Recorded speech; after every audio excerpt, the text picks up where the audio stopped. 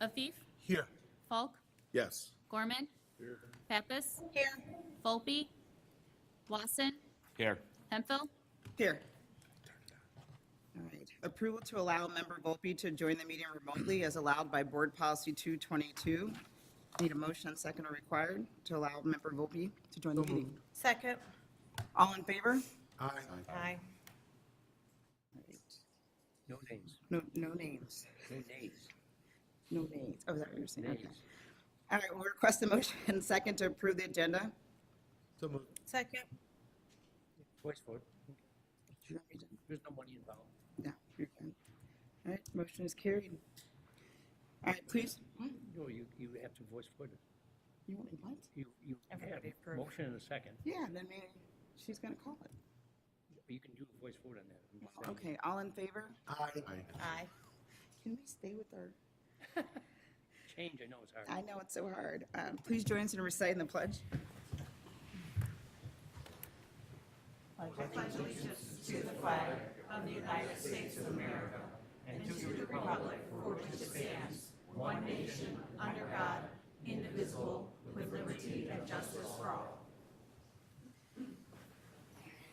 Want to thank everybody for coming this evening. Also the folks on the phone, thank you for joining us. Any words to welcome folks? If you're a little confused on the roll call versus voice vote, by state law, you only really have to call a roll call vote for when there's money involved, or if there's policy involved, or when you roll call going into closed session. Otherwise, it could be voice vote. And I'm suggesting just go to voice vote for efficiency purposes. Just moves the entire agenda fast, moves it along quickly. So, I welcome everybody, and thank you for the warm welcome that my partner and I have had in the last 2 weeks here. 2 weeks and 1 day and counting. Griff, you'll turn your mic on. Oh, well, he's loud, but. And I'm sure everybody could hear me. Anybody in the back did not hear me? I have a study hall voice, or cafeteria voice. I can get to the other side of the road if necessary. Go ahead. All right, we'll start public comment. First up is PK.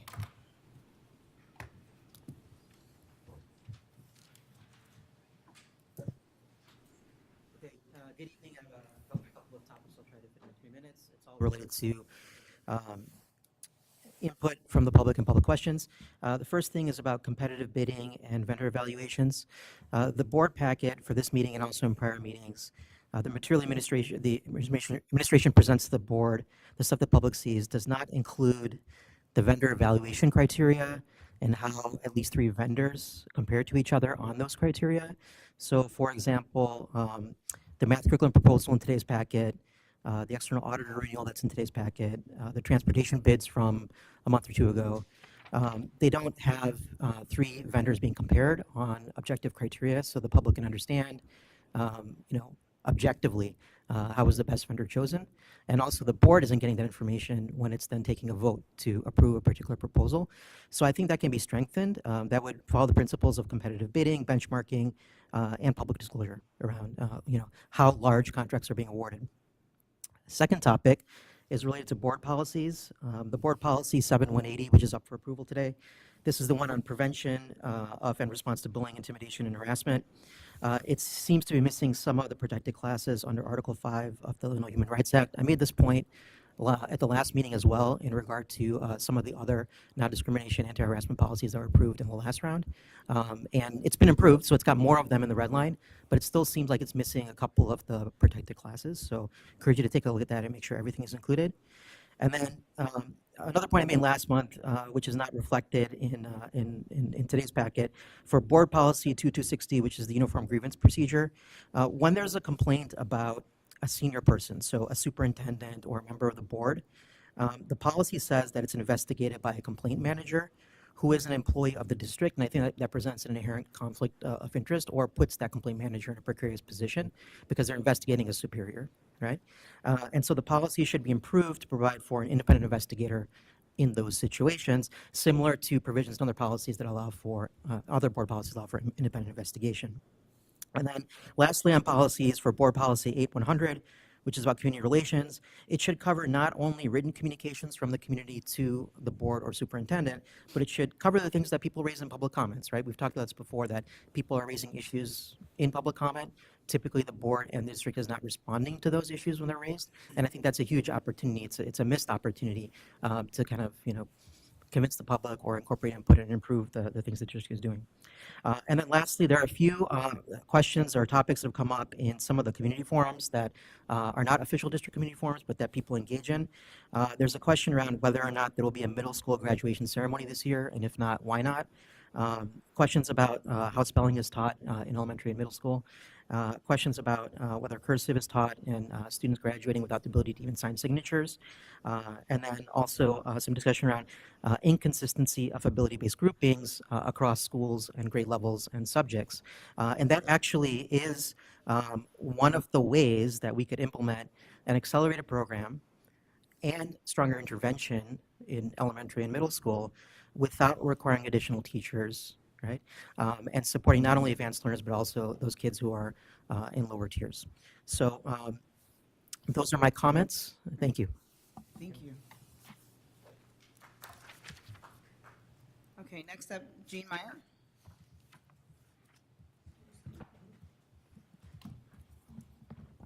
Jean Meyer, resident. Teachers and administrators must not teach or enforce moral values or religions to the district's children that do not meet the District 301 residents' values. On 3/14 of 25, a number of local newspapers reported on the comments a parent made at the Deerfield School District board meeting. This could so easily be District 301. Let's not let it be. When 3 district administrators found that middle school girls were refusing to change in front of a boy in their locker room, they tried to force the girls to change in front of him. This activity went on all week, with the parent speaker's daughter refusing to have her privacy breached. She's an amazing girl. The vast majority of the taxpayers in this district would be vehemently opposed to this, a student forced to change in front of anyone. At 65 years, I have never felt anything but uncomfortable changing in front of anyone. As a transgendered middle schooler that I was in 1971, due to my agony over puberty, this kind of activity would have multiplied my agony by 1,000%. In fact, it brought back a memory of my middle school gym teacher. She stood where she could watch us girls come naked and wet out of the shower to get our towels, under the guise that she wanted to make sure we got wet in the shower. And now I'm starting to think maybe she was stimulating herself. This almost killed my transgender shy middle schooler that I was. At the League of Women Voters Candidate Forum a couple weeks ago, every candidate there replied to my question similarly. My question asked if teachers should be required to teach only academics and not indoctrination. That was beliefs not held by our community.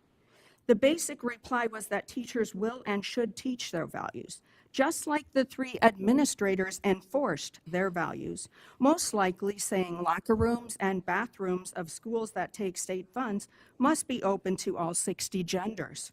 The law does not say that schools are to force children to strip naked in front of anyone. Our society has diverse values, much more diverse than they used to be, from Satanists and pedophiles, now heading towards mainstream, to those who cover females except for a slot for their eyes. Whose values are we going to teach? We have to decide. A pedophile offering some of what public schools are teaching to a child would be arrested. As for me, my values are unchanging, coming from God's holy word.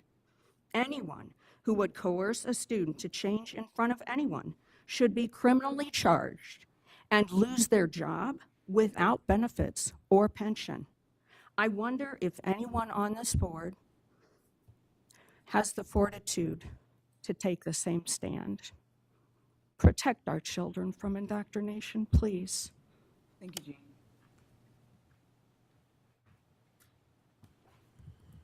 Okay, now we'll have Facilities Director Holloway will introduce our 4 architects who will each share their proposal presentations with the board. Hello again. We're going to take this opportunity for our four finalist firms to present about a 15-minute presentation to the board and then give you an opportunity to ask questions. The first one will be Architectural Resource Group. The second one will be STR, then Larson and Darby Group, then Cordigan and Clark. I'll leave it to Ari and his team to get us started.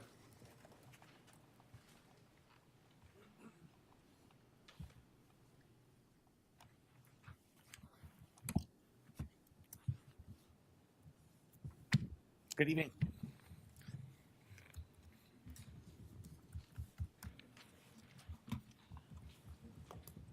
It's connecting.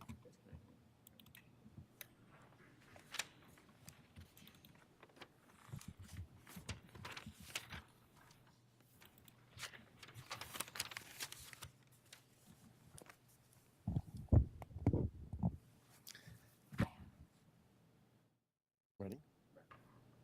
Good evening, Central 301 board members and guests. Architectural Resource Corporation is truly honored to be shortlisted for this opportunity.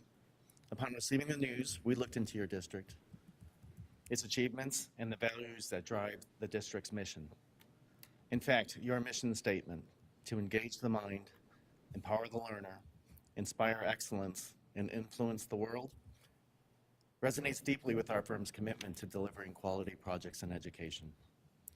Central 301's prominence over 10 communities in King County is remarkable. Your central status amidst one of the fastest growing communities in the United States is remarkable. Yet your achievements in leading the national standards demonstrates a dedication to excellence that we deeply admire.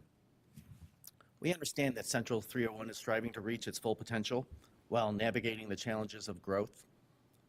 We believe that strategic resource planning combined with well-designed architecture plays a pivotal role in addressing these issues. Our experience allows us to help you develop strategic plans to transform challenges into positive experiences and realize possibilities that help plan for the future.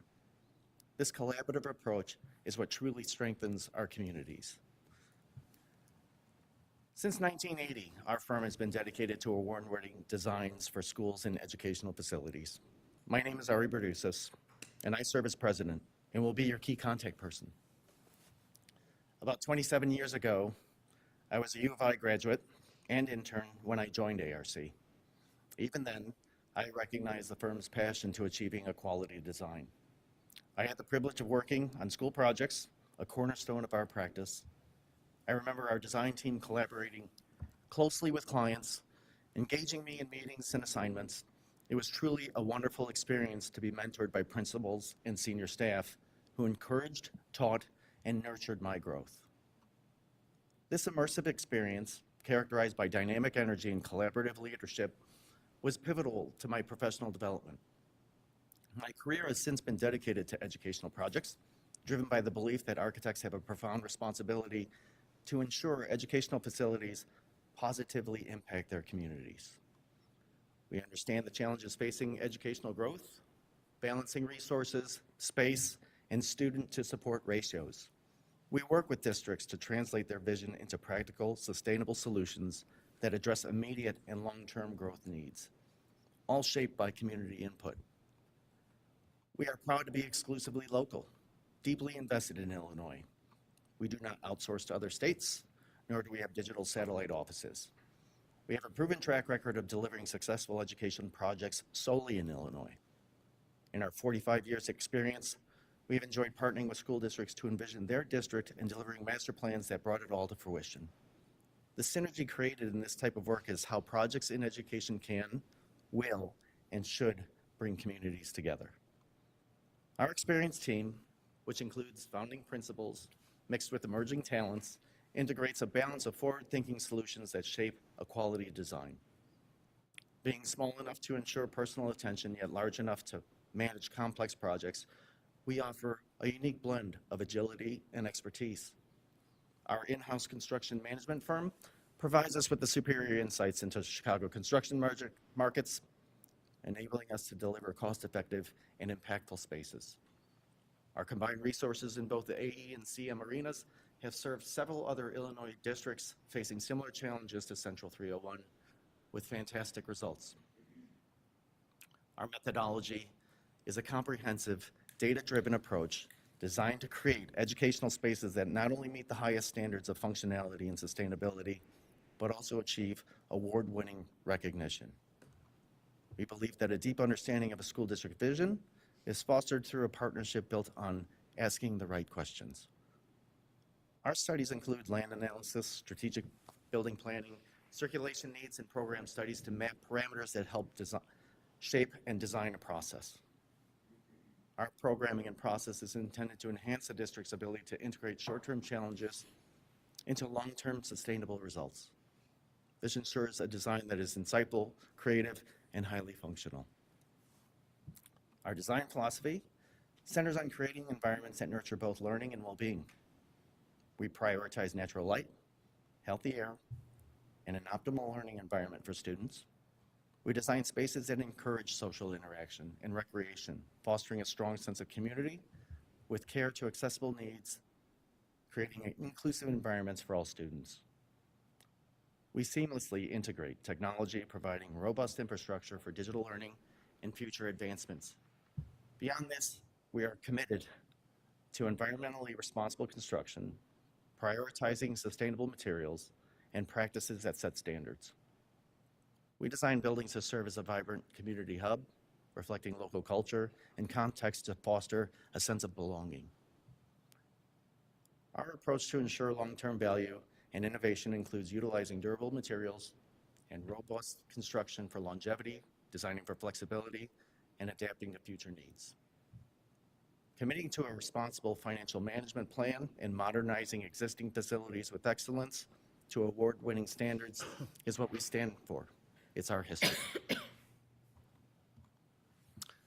Our ability to respond to the district, we're local, we're 80 minutes from Central 301. It ensures that we can provide a rapid in-person response to any urgent district need. Our local knowledge of building codes, regulations, and jurisdictional authorities allows us to facilitate expedited timelines. We use advanced technology, BIM, and project management tools to streamline communication and coordination, enabling swift adjustments and keeping projects on track.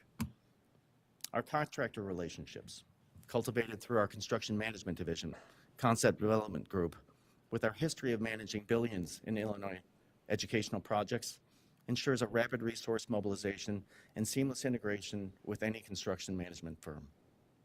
Above all, we're committed to creating inspiring educational spaces that support students in the community, working closely with your team to deliver projects on time, within budget, and to the highest standards possible. To Central 301, we believe that Architectural Resource Corporation offers not just architectural services, but a partnership built on shared values, deep experience, and a genuine commitment to your district's success. We understand the unique challenges and opportunities before you, and we are confident in our ability to translate your vision into reality. We're ready to engage our minds, empower your learners, inspire excellence, and together influence the world. We're eager to begin this journey with you, and we thank you for your time and consideration. Any questions? Oh, yeah. Let's open up for questions. So I have a question. So as part of your request, like responding to this proposal, have you familiarized yourself with sort of the circumstances that are unique to our school district? I believe so. Okay, so knowing that we have a need to expand, but we don't necessarily have a clear picture of how to expand and where to expand, how would your firm tackle that? That is the question. And let's put it in perspective, because our deep dive into your district suggests that what we learned is you're a central unit district, K through 12, one-stop shop for educational excellence, and you guys are not just expanding at an exponential rate, but you're top 25 in the state, and you're the leading growing school district in the nation.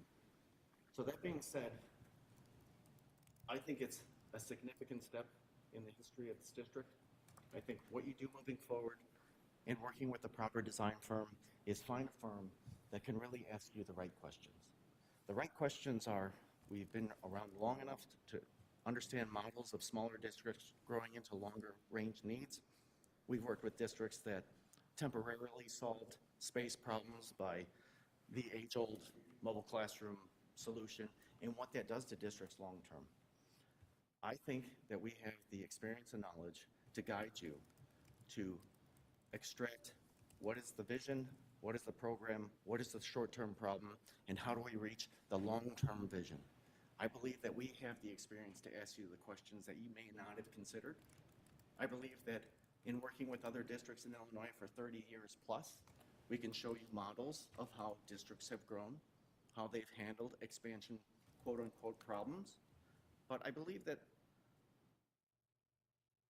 your design firm and everyone you interview tonight should express to you their ability to communicate with you, to understand your needs, to project how fast you're growing, and to understand every aspect of the district from land planning to infrastructure to the age of buildings and the possibilities.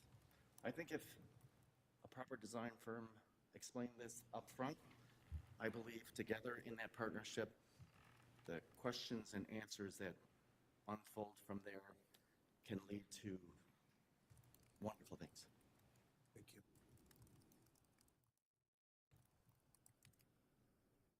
How does your firm engage with like the community in the design and planning process, and what specific tools and techniques would you use?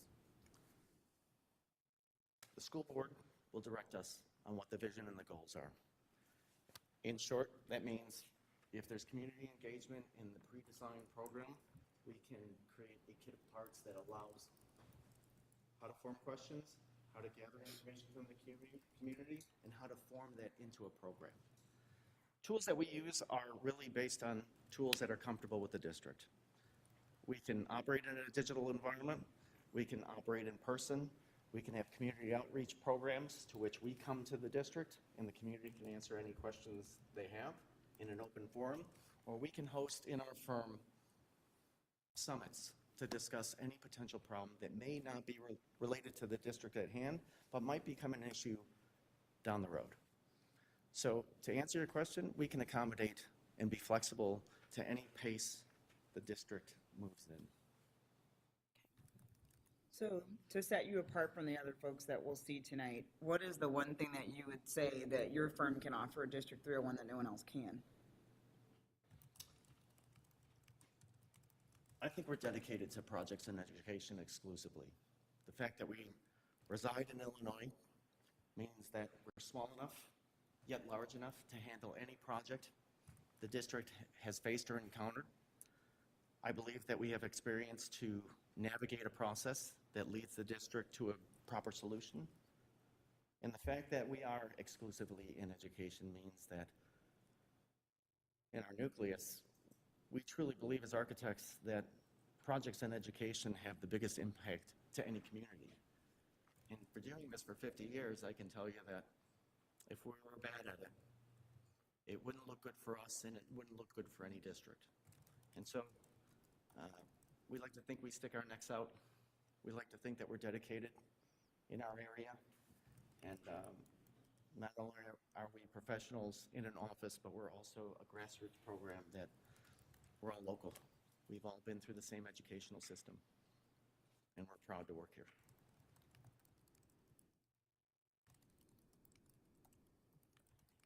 Any other questions?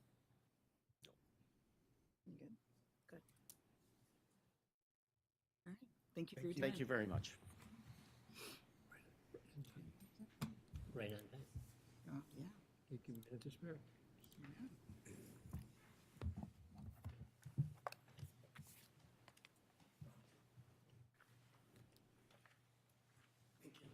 Thank you.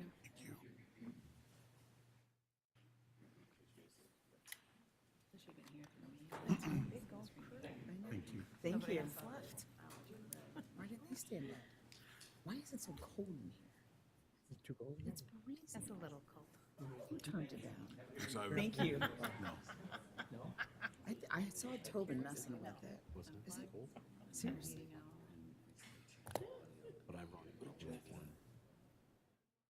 What? I saw Tobin over. Do it if you want. Well, apparently, being with y'all, seriously, y'all haven't had much. You messed with it, I saw you. I know I did. Why? The man can turn up the heat. You got your coat on, right? See? It's ridiculous. They're trying to freeze me out? What is that, 67? I went up to 74. Yeah, for sure. I appreciate you. You hear that? 70? 74. You're gonna be okay. Why did you wear long sleeves? You should just wear your little t-shirt. I could make some hot air jokes, but I won't. I promise. Sheesh. My house is at 68.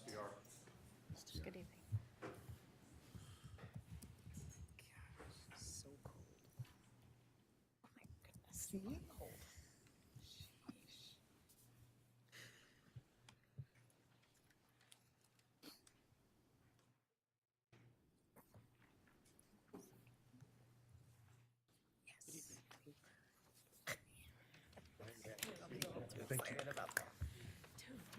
Well, because Griff is like blocking stuff. I I can take yours. You want my computer? No, I got paper. Oh, okay. Thank you, Alan. Thank you. Appreciate you. It says it can't connect now. So ridiculous. Thank you. Thank you. There we go. Thank you. There you go. Oh my God. It's been sitting with this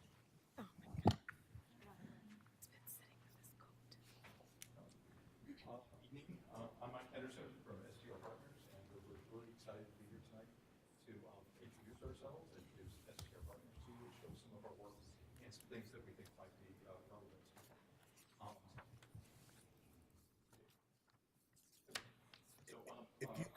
If you could do it there with the mic, because our audience Oh, that's watching certainly. remotely, they won't be able to hear you if you're over. Oh, I'd be happy to. So our talk tonight is organized into some really simple ways. First, we'll tell you a little bit about us, show you some of our work, talk about master planning, into some referendum and grant discussions. So feel free to jump in if you want to. We'll keep it as informal as you'd like. So we have a great project team we proposed, and we have 3 people from the project team that are here. Again, Mike Henderson, so be the principal in charge. Jennifer Stanzo, she's be the technical principal, and Alan Argrost, who's in communications, in community engagement and grants. We'll be talking a little bit more about that later. We've STR Partners has been in business 56 years. So, and we have 35 different school districts that we serve. A number of them kind of surround Central. So, and who we've been at for literally decades. 27, 35, 22, 45 years. So kind of in a big area around. We're very proud that we're able to serve these districts for so long and have such longevity. And partly because we see a role as a district architect in doing kind of everything for a district, going from very small projects, let's say a toilet room renovation or a boiler or something like that, to medium renovations, additions, and up to entire school campuses, brand new high schools. So kind of very small projects to very large projects. So the small projects are just as important. They just have a shorter time frame.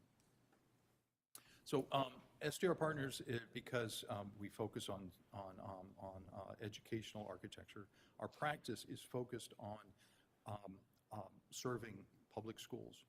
And because of that, we've organized our practice around a couple of big ideas. And that is enhancing now and envisioning futures. We found that a lot of our practice was, roofs and infrastructure and things, keeping the students warm, safe, dry, but also forward-looking, where to helping to align your facilities to where you want to be so that your facilities support your educational goals. So, and enhancing now is also, you have a lot of square footage, you have a lot of facilities. So how do you bring those facilities and align them to the educational goals right now? And so all of those are important, and it's a big part, again, of what we do kind of every day. You have a very big school district, so it's like 20 minutes to drive across it. You have a lot of very old buildings, and you have newer buildings, so there's a big range. And because of our practice being focused on small things and big things and all the different aspects, we think we're hoping you see us as a good fit. So I'm just going to briefly go through the range of the different projects we have. We talk about with high schools, middle schools, elementary schools, pre-K. So high schools, we serve 22 different high schools in northern Illinois. And again, we do brand new high schools, high school campuses. This is Sarah Good Academy. Additions, do tons of additions to high schools because there's physically very large buildings with a lot of different needs. Renovations of every sort. Do field houses, technology centers, technology classrooms, all the different types. STEM labs, culinary arts, and of course stadiums. We've done a ton of different turf fields and entire stadiums, and bleachers, the tracks, and different things. For middle schools, again, we've done new middle schools, junior high schools. This is Manhattan Junior High School. We just opened it up very recently. Actually, we started an addition onto a building that wasn't quite finished yet, which was pretty exciting. The project came in under budget, so they had money left over, and they wanted to spend it on the building. So we actually are building another gym to it and the district administration center onto a building that we started before it was quite open. Again, middle schools, junior high schools do a lot of additions to them, renovations. This is Thomas Middle School. Of course, classrooms where so much of the education actually happens. LRCs, learning centers, libraries, a lot of different names for these types of spaces. STEM labs at a middle school level. Athletic facilities, PE, gymnasiums, music areas, and science labs. And science lab can take a lot of different flavors in a middle school. And an important aspect in middle schools is commons areas that where teams can be organized around. And this is a commons area at one of our middle schools. Elementary schools, just like the high schools, just like the middle schools, we've done lots and lots of new elementary schools. This is East Prairie. Additions to and renovations. Common spaces. We found that a big part of education now is that education happens in a lot of different places. A lot of informal spaces can be important for breakout areas. This is one of those breakout areas. LRCs, learning centers, library. And in elementary schools, it's also important to understand that things are scaled down. Middle school and high school kids can be, very big people. When you get it down to elementary and kindergarten, they're physically small, and having areas that actually scale to those students is incredibly important. This is an art space in elementary school. Classrooms, we're doing a lot of these marker board walls, where we can hide a lot of storage behind those spaces. Cafeteria,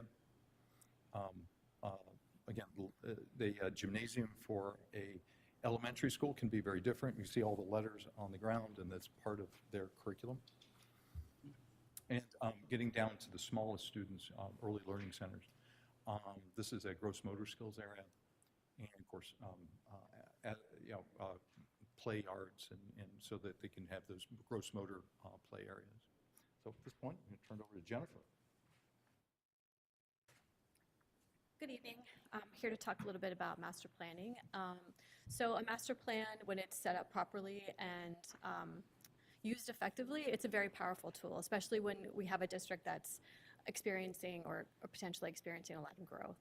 So basically, the master plan is kind of a take look at what is it that you have, what is it that you need, and then we talk about what's possible and how we can afford those things. So when we break down a master plan, this is an example of some phases that we would go through. We get together, we plan, we set our expectations, set some guiding principles and your goals for these plans, and then we get together and we have what's called an assessment and a discovery phase. So we really do a lot of different studies so that we can get to know the buildings, get to understand what it is that you have and what challenges you have, your internal challenges, your external challenges. So internal really talks about the maintenance needs that you have or the curriculum needs that you have, and external is kind of this enrollment projection that may be causing outside forces, stresses onto your buildings. We take a look at all of that, we gather that data and evaluate it, and then we talk about different ways we can conceptualize and address those challenges. And then we help you under your framework of guiding principles, prioritize and work through with your budgets how you can prioritize these things across a few years. So I have a couple of examples of some of those studies. This is something we're doing recently with another district. They're calling it a district vision card or a facility vision card, where we have identified their ideal number of spaces and programs that they would like to have in their facilities, whether it be elementary, middle, or high school. And then we can evaluate the actual facilities against that card. So we do a space utilization plan, we highlight those challenges, and then we can check off and evaluate against that vision card whether or not they're meeting the goals of the curriculum or they're meeting the goals of those program needs. Additionally, in tandem with that, we do a capacity study where we are also looking at and analyzing that enrollment projection, but we're comparing it against the actual physical buildings so that we understand where there are gaps or where there really are going to be challenges, or if there are spaces that can be repurposed or take advantage of other ways. So a lot of different studies go into those things, and then we can work on conceptualizing ideas later. I'll let Alan start talking about reference. Okay, thank you. I don't need to tell anybody in this room that referendums are really hard. They just are. It's the nature of the beast. Even the ones that from a distance that look like they've passed very easily, there's just been a ton of work and a lot of positioning behind it. So just last November, both we had Mount Prospect for $85 million and Indian Prairie School District. Really happy both of those passed. Herculean efforts in both cases. And you know, we do this a lot, and we've learned a lot from it. Every community is different that way, but we're pretty skilled at it, and we have teams of consultants and help fill the gaps that we can't do. I think the one big takeaway I've learned is there's very little you can't find out about. There's no reason to run a referendum and not have a really good idea of how you're going to do. Next, please. Through processes from communicating with your public, hearing from them, is really the core here. And across the bottom, you know, we've engaged students in, you know, helping us design a stadium.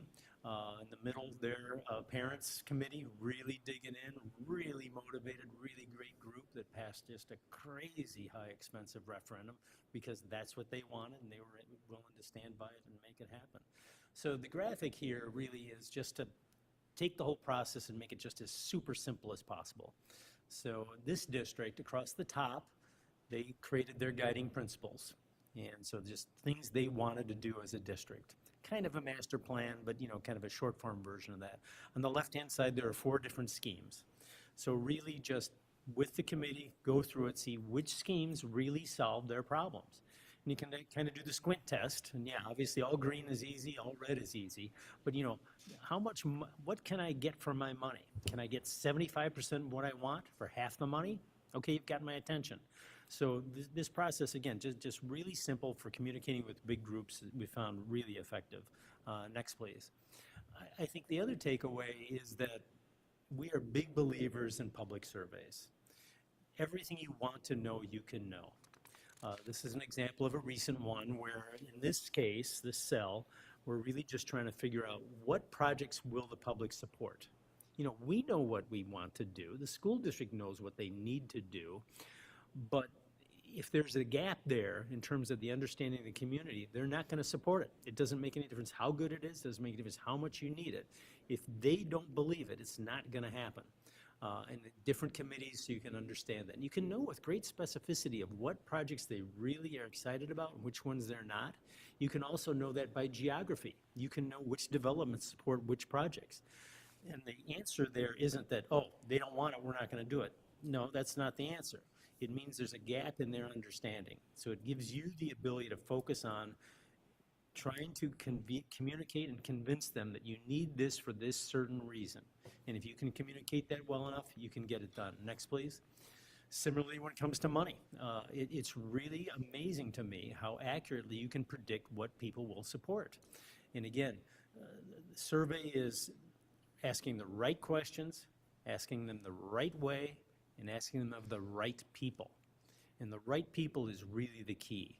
And how you go about the survey has everything to do with it. You know, online surveys and things like that really don't work because they really don't reach a broad enough segment of your population. Is what you're interested in, you want to know what the likely voters think. Yeah, you don't really care if they're old people, you don't care if they're young people, you want to care if they're voters. And knowing what they want and what they think and what they'll support. So that'll really point to you where you really need to expend your effort. So here's a small dashboard, and it's in the handout here. The red boxes are really the projects they'll support. We learned with great specificity of what they would support, what percentages people would support them on, and then the blue boxes similarly with the money. You know, everybody has their own opinion. The problem is literally everybody in this room is too close to it. You know, we want to believe, we're looking for that affirmation, but that's really not what we want. We want to know what the likely voters will think. What do they really believe? So that gives us the ability to change their thinking, but also gives us the ability to react to their thinking.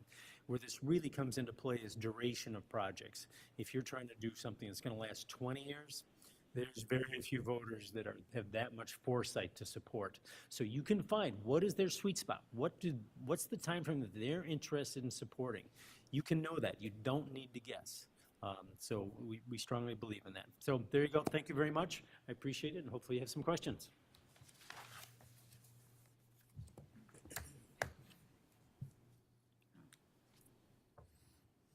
Or I've covered everything so completely. I do have a question. So, the phases of a master plan, sir, what you covered is a component of what goes into the master plan? I really follow it. So the master plan will set up your guideline. Now, there's communication back and forth.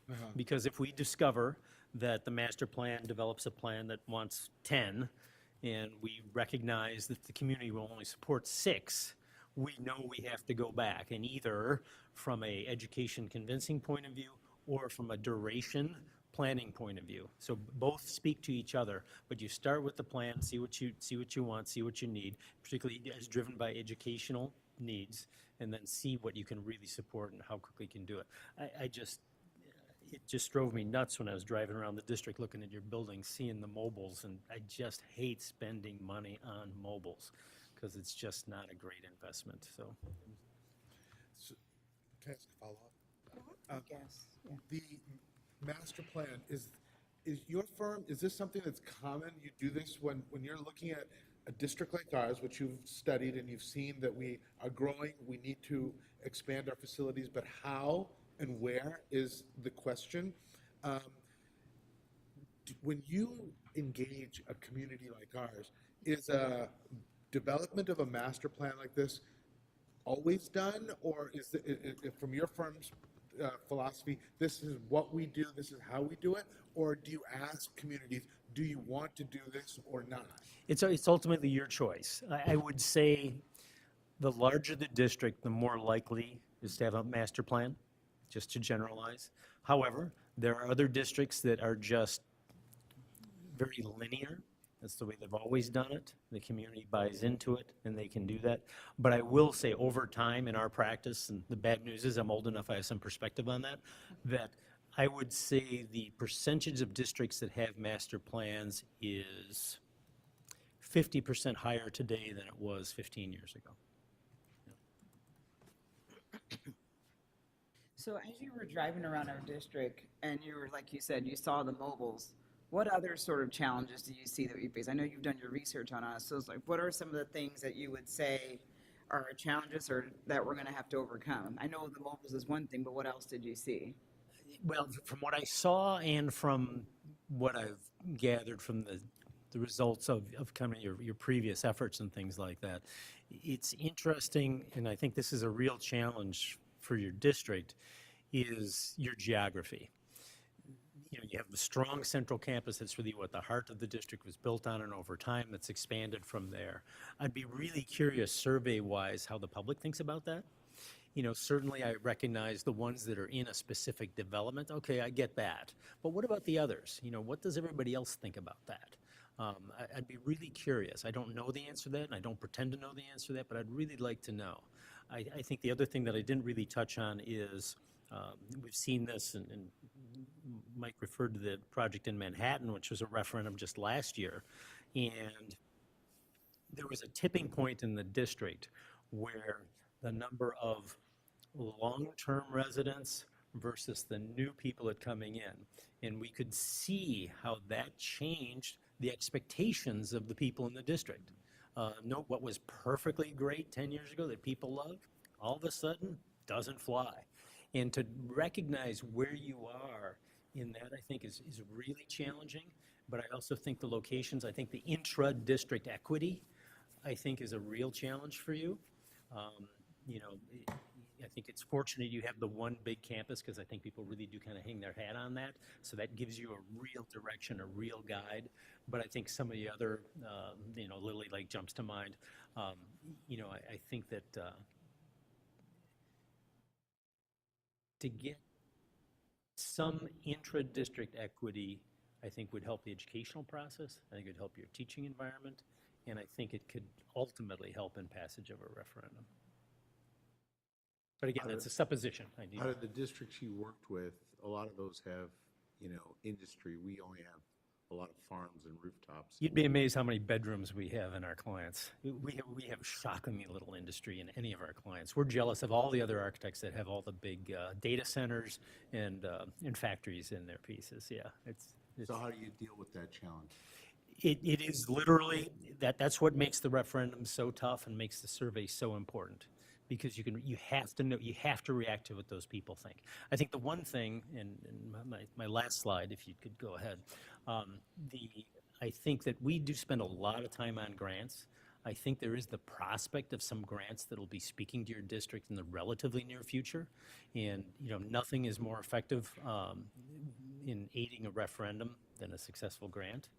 You know, just a couple here. It's Round Lake. Jennifer assisted Round Lake with a $5 million early learning center grant the other year.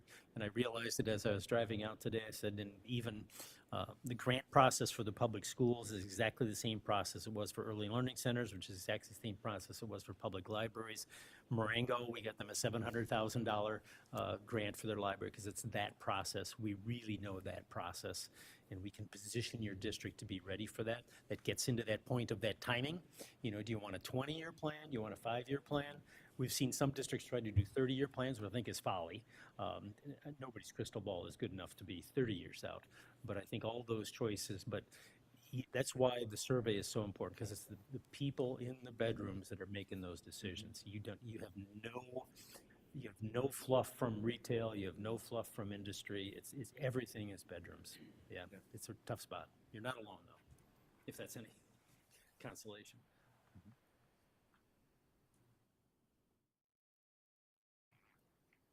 Any other questions? Yeah, questions. All right.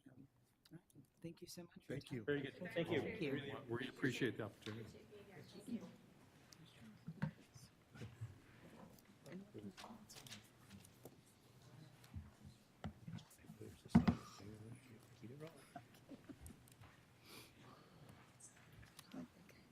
I was pausing to write. Why do you have any questions?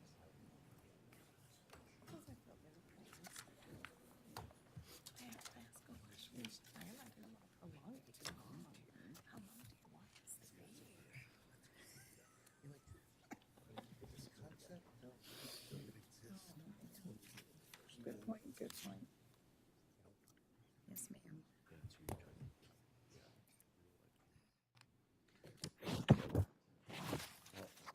those schools, though, that they pass referendums have industry. business. Steve Nelson, Larson and Darby is next. And Andrew. Connected here.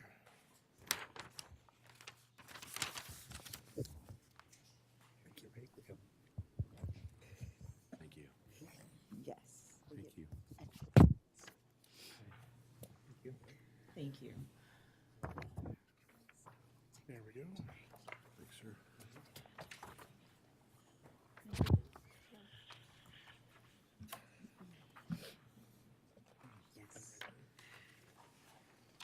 There we go. All right, thanks, everybody. Glad to be here. We want to be very conscious of your time. We know it's 15 minutes. We're going to try and be as close to that as physically possible. We are going to be very concise. We might move a little fast, but feel free to ask questions at the end.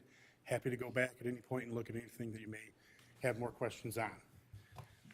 So here's our agenda for tonight. We'll talk a little bit about us, some project experience, a little thought leadership, our approach, and then I would ask after questions if I could have 45 seconds for a very quick closing. That would be great.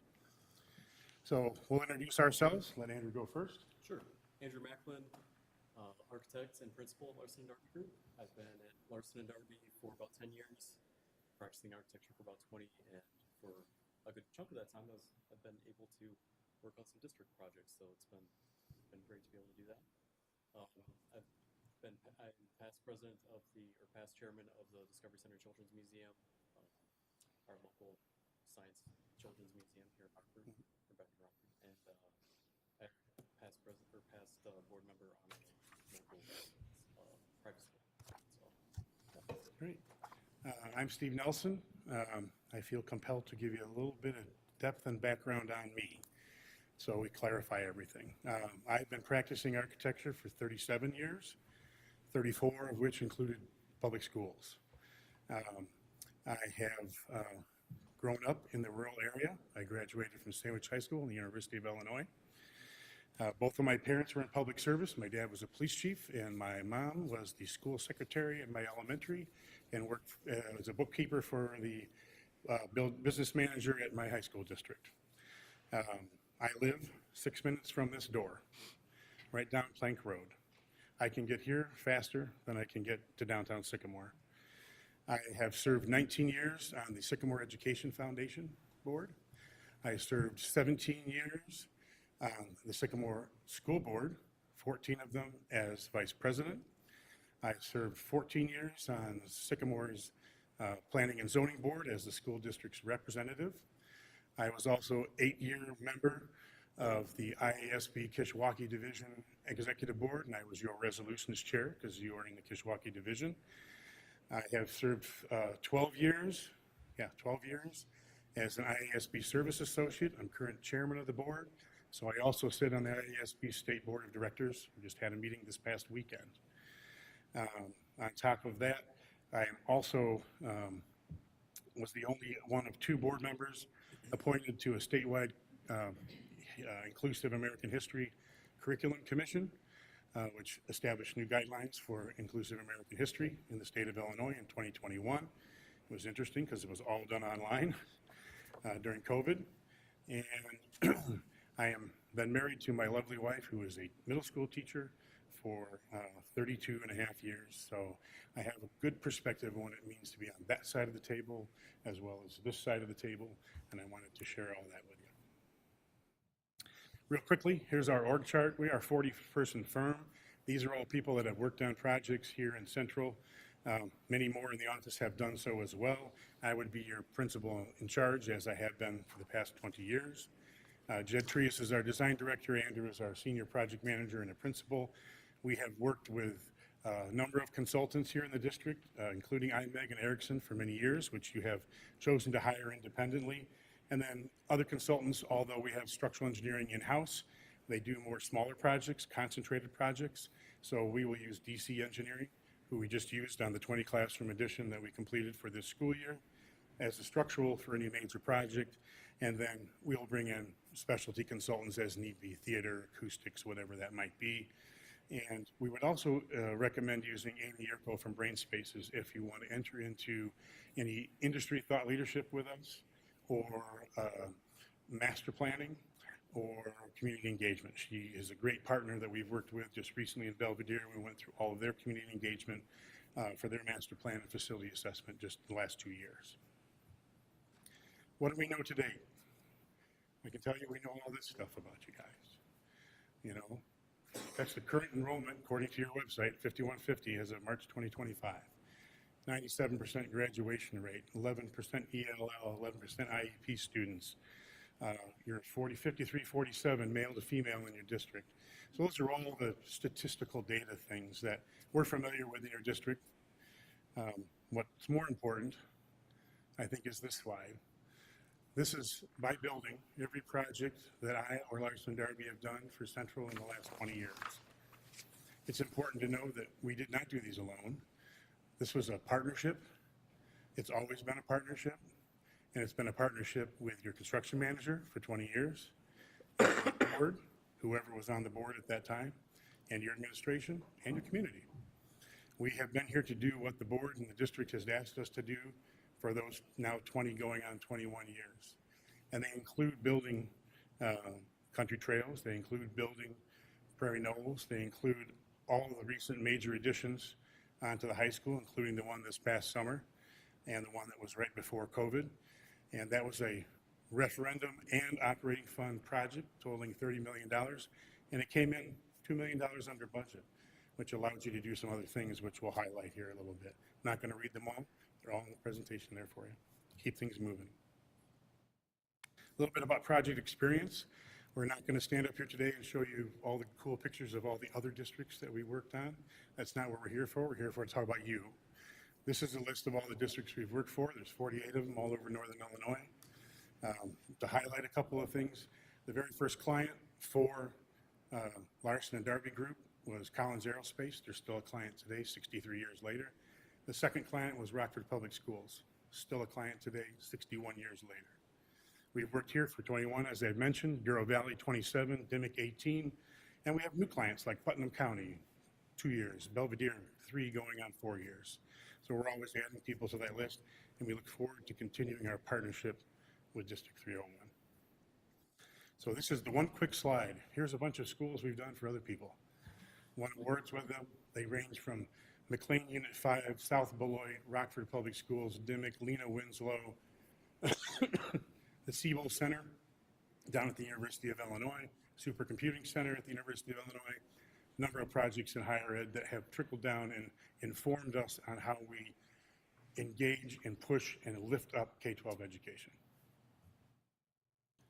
So with that, you might be familiar with this project. This is the one that was finished right before COVID. Again, came in well under budget, which allowed you to build your vet tech facility as well as do some additional renovations in the high school. It included your field house, wrestling rooms, music, gym, classrooms, locker rooms, cafeteria. All of that was redone as part of that referendum and operational fund expense. It's the premier field house in the region by far. Everybody loves that field house, particularly my wife's a track coach, so they love coming over and using the facility. With that, like I said, allowed you to do some of the things like vet tech you see here in that main lobby. Yeah, I think one of the other things that's shown in this slide is the business incubator, which is a great example of some transformative work that we've done, renovating some spaces. We love to build buildings, we love to put additions on, but sometimes what makes the most sense, if you have enough space already, is to take classrooms and make them just more functional. Make them a little larger, make them flexible, add in some flexible furniture that you can modify that space as needed, not only for today, tomorrow, even down the road, what works and makes the most sense for that space. Correct. A couple of other pictures there, the 20 classroom edition, which we just recently finished up. A great project and a great example of us working together collaboratively and saving the district money in the long run. And it was under a reasonably tight time frame through planning, design, and construction, so that they'd be ready for the students to arrive, because we know they're still coming for you. They're not stopping. So, and then, of course, all the other buildings in the district, like you said, I was involved lead design for Prairie Knolls and for Country Trails. We put additions on at HPT, additions on at Prairie View.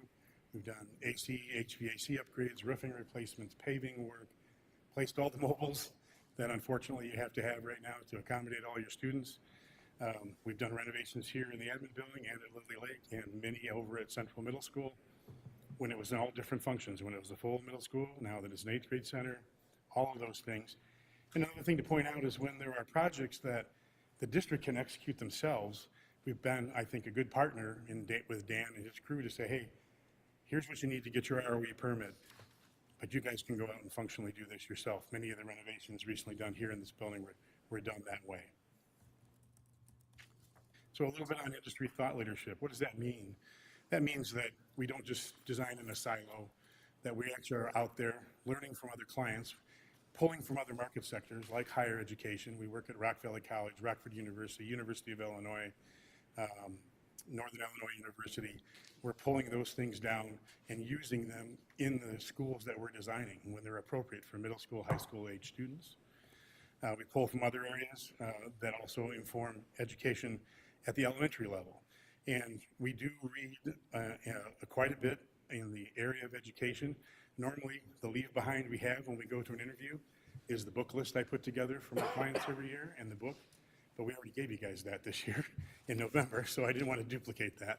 But every year we do that because I and our group read what's happening in the industry and what's informing design and decisions that boards have to make. This is where Amy Yurko also comes in.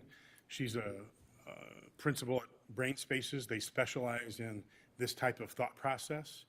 And she is also degreed as an architect and as an educator. She has clients all over the world, literally. Central America, Europe, Mexico, South America, all over the U.S. Based out of Michigan and Chicago. We worked with her on a number of things, including what we just did at Belvedere, which encompassed all 14 of their buildings. We did a full facility assessment and a full master plan that took well over 18 months and had a considerable amount of community engagement and then steering committee work that was brought back, and then the board went different directions with different things. One thing that we will show as a different project is another example of transformative design, just to illustrate what that is. This is Rock Valley College. Sure, I worked on this project, and I think we show this one just because it's a stark transformation of what they had and what we were able to work with what they had and then turn it into something that was very useful for them. They had the non-functioning canopy space. The structure was in good shape, the roof was in good shape. We were able to close that, give them a brand new lobby space that was much more bright. Students really loved it. It's a place for them to congregate. We also built out some lab spaces in the basement in partnership with NIU. Transformative design is kind of a trendy buzzword you hear now in educational design. It used to be referred to as remodeling, renovation, but it really integrates some of the principles from thought leadership into designing spaces that'll be good for use down the road, not just what you need today. Another great example of that is what we've been doing with NIU. We've currently designed 2 spaces for them that are just taking what they've got as of large, or some smaller classroom spaces, and making larger, more flexible spaces that they can use for a variety of different classes. One of them that we completed a couple of years ago was a Daylight Vega Creativity Lab, and that is the sought after space in the School of Business that the professors want to teach in, because it's flexible, because it's got modular furniture that they can arrange in a variety of different ways to teach, not only from day to day, but between professors, they can arrange it as needed.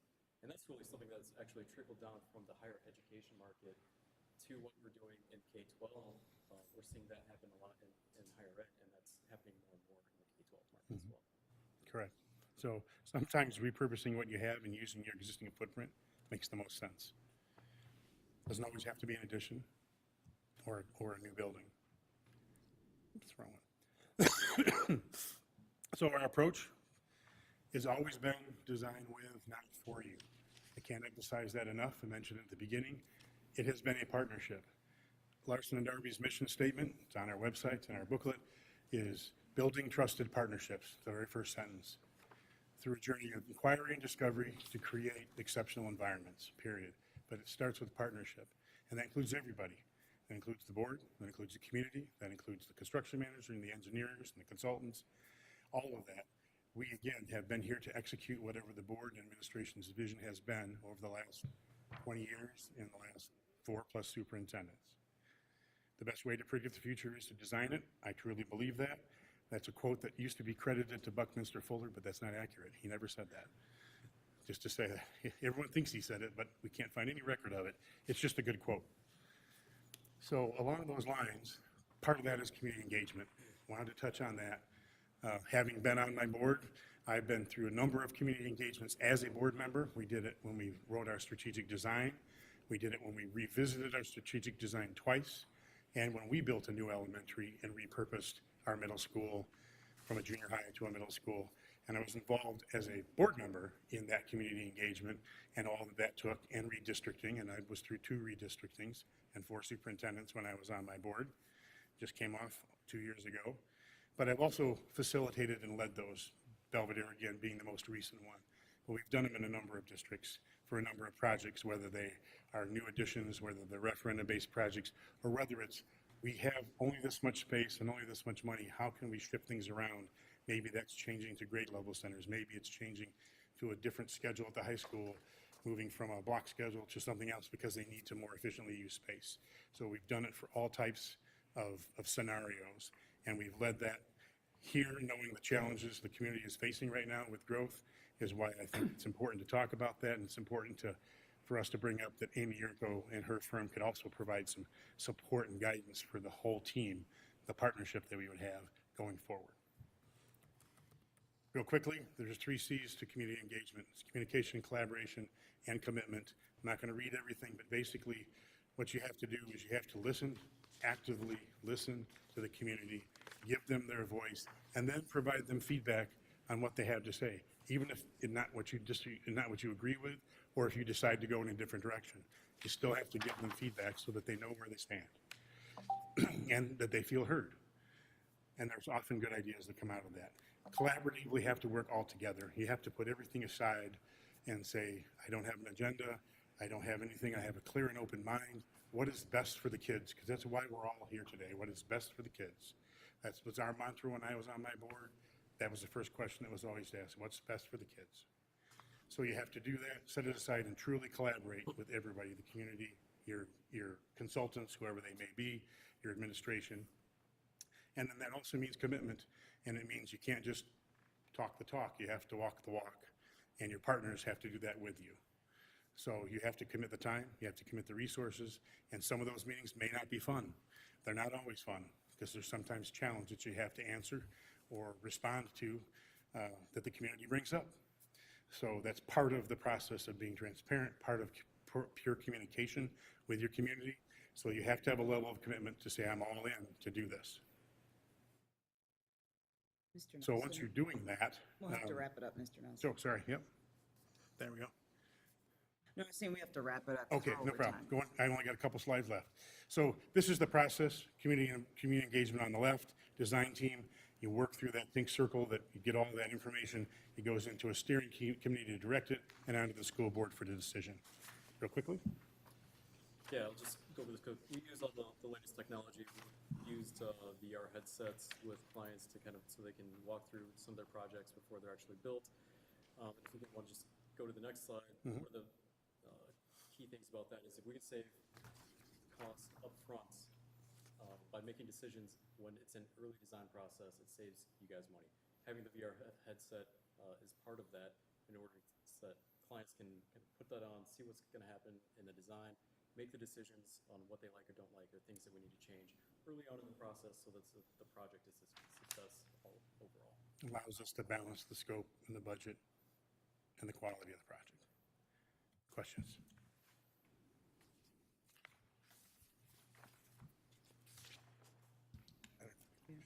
Questions? Given the things that you know about our district, what do you see are some of our greatest challenges, and moving forward, what kind of ideas do you have for solving some of those challenges? Well, I think I'm going to be as honest as I'm as honest guy. So, and I've been through it on my own board because we had some challenges too. So I think regaining community trust is something that the district has to do. through community engagement, that level of communication. You do have growth coming in. I did a number of projects for Huntley School District 158 back in the early 2000s when they were seeing a massive growth. Literally, at one point, their district in the late 90s was 850 students, give or take, K-12. And by 2002, they were getting almost 800 new students a year. So we were designing additions on buildings that were under construction because they were coming so fast. So I've been through what it's like to go through that process. I'm not sure yours is quite as extreme as that, but you're seeing growth. Just from the numbers that are on your school report card from last year at 4817, I think it was, or 87, to 5150 now. That's significant growth during the school year, and you're only a little over halfway through. So how do you house those students so that they don't lose out on educational opportunities? And the short-term answer is you put them in mobiles. That's what a lot of people do. But how do you plan forward to repurpose space, to reuse space, to maybe not allow people to, this is my only space, I never leave this space. I'm going to have to move out so someone else can use that space in the interim.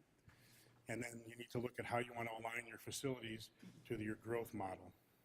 So going forward, that means probably putting some additions on at some point. Is there grant funding available? The state is hit or miss on that. A maintenance grant's not going to help you there. It's $50,000 a pop. So are there other grant opportunities? We have a marketing staff that'd be happy to help research some of that for you and help you fill out some of the grants. We have 3 people on staff that can help do that. But I think building trust in the community and determining the best way to house the students without impeding their educational process are your 2 biggest challenges from what I see. Another question for you. I'm a little newer to the board and being here. It says that there are 2 campus master plans that have been done under the general district on that site. When were those master plans done? The one we just did as part of the high school process on the Moss property. So we looked at what would fit on that overall property as far as how much acreage things would take, what roadways. That was in conjunction with Erickson Engineering, the most recent one. The other one goes back to the Roberson property. Okay. Back with Dr. Hawk in 05-06, I want to say that was done, if I'm not mistaken. So those are the 2 larger ones. Also on that list that I mentioned was district-wide facility capital assessment plan, which is different than a health life safety survey. We've done both of those too for the last 2 cycles. But that capital plan, I think Mr. Pollyway would agree, has been the Bible that he's used in making his maintenance priority list each year as to where things are. And it doesn't mean that things haven't moved up or down the list based on how they've performed, but it gave him a guideline with a 1 to 3, 3 to 5, 5 to 7, 7 to 10 and above priority listing of what roofs, what windows, what doors, what floors, all the maintenance-based things for all the buildings in the district. And he's been using that for a number of years. I want to say we completed that in 18, I think, so pre-COVID.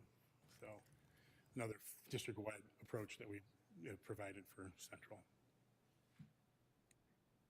One final question for me. I know you mentioned the history that you've been with us, for 20 years, and obviously you're very close to the location, proximity of our district. As we look back over the 3 referendums, the failed referendums, and obviously you being in the community, what would you have done differently or maybe advised us differently as you look back? Sure. So let me step back and say, just to clarify, we didn't come in one day and say, you should build a high school or you should build a middle school or whatever. We were reacting to that. We did actually a number of studies on what the current high school could or couldn't do, what would fit where, what would require more property. I think maybe the thing looking back at it right now is I think the first one out of the need perception of the amount of students that were arriving was pushed a little too fast. Didn't have all your ducks in a row for that one. And really, it wasn't even a design at that point because we didn't even have time to really put one together other than enough for Shales McNutt to put a budget number together for you so you had a target number for the referendum. It was a conceptual plan, but it was no way worked out. It was probably, there was efficiencies that could have been developed through the design process. But it gave us a perspective on, are we looking at 150 million or are we looking at 200 million? That was really the order of magnitude that we were dealing with. And I think additional community engagement, and as you may recall, we weren't asked to participate in all of that community engagement, or really any of it. We did the steering committee, we were doing steering committee, which was a very successful group. I think that was a good process for those that were on that committee, but we didn't do as much community engagement. So I would recommend that you involve your design professional in the community engagement so they can talk specifically to that piece in those meetings, and even help facilitate it a little bit to take pressure off of administration. And then I would say maybe the third thing is, particularly knowing that you've had failed referendums now, that you would probably be wise to invest in a referendum consulting firm that does the background data. There's a couple that we have worked with in the past that have been successful. I just recently heard of another one, and I did some research on that has been very successful at the Tri-Conference in November. I sat in that session to learn a little bit, and that's the only reason I went to it. I wanted to learn if the guy was good or just talking out the side of his mouth. So he had data to back it up. So those would probably be the things I would recommend going forward that would hopefully open up that, and it really all goes back to building that trust back with the community. That's got to be your foundation. That's my board member hat. That's not my architect hat. So. Thank you. You bet. Any other questions? All right, thank you for your time this evening. Thank you very much. I just wanted that 45 seconds at the end. I'll do it real Oh, quick. sorry. No problem. It'll be less than 45 seconds. So it's just a closing. You know, they always say you don't get the job if you don't ask for the job. So like we said, we want to continue as your partner. That's why we're here tonight. We know you've got challenges that you have to face, and we want to continue to face them with you. We don't want to abandon you. We don't want to not support you. We've always done that. So we would like to continue to do that. So I'm not going to read them all, but there's the highlights. We have a very deep knowledge of your district, your staff, your personnel, how you operate, not just the buildings. And we have, I think, shown through what we have done in the past 20 years that it's had superior performance, that it's been enduring, and it's been distinctive without being overly expensive. We've picked areas of impact to have design impact and focused where the kids are going to benefit the most in the other areas. And we feel, and me personally and Andrew the same, having been on the school board, we can provide some resources beyond architect. I have many of our clients, my clients, that call me, superintendents that call me, business managers that call me and say, I'm not asking you as an architect, I'm asking you as a board member or former board member, how would you handle this situation? What would your perspective be if I presented this to you? And I try to give them some insights and help them out that way beyond just being your architect. So we'd like to ask for the job and to continue our relationship. And I can provide you lots of references if you want more, but throw one up at the end there for one just down the road at Mooseheart. So we thank you for your time. Appreciate it very much. Good luck with your next one. Thank you very much. Thanks. Let me just exit out real quick.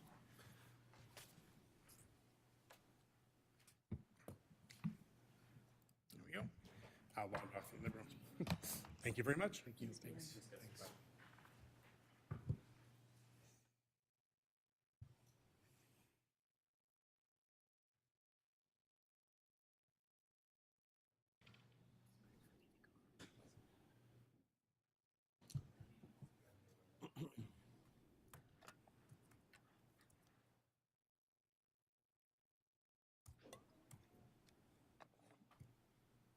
Neuschwanstein's castle in Germany? That's exactly what it is. It is?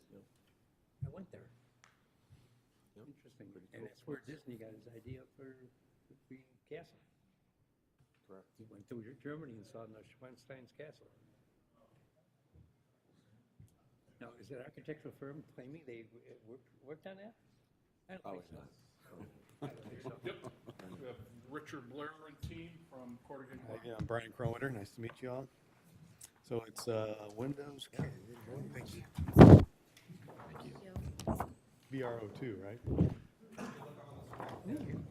Thank you. Oh, look at that. How fancy this is. Fancy. Thank you. Oh, thank you. Thank you. Thank you. Which, you know which one? It's D.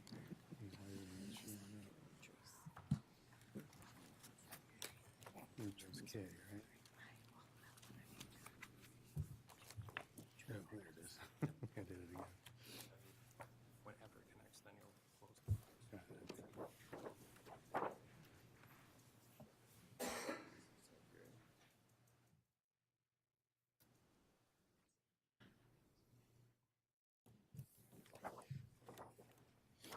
We're in. All right.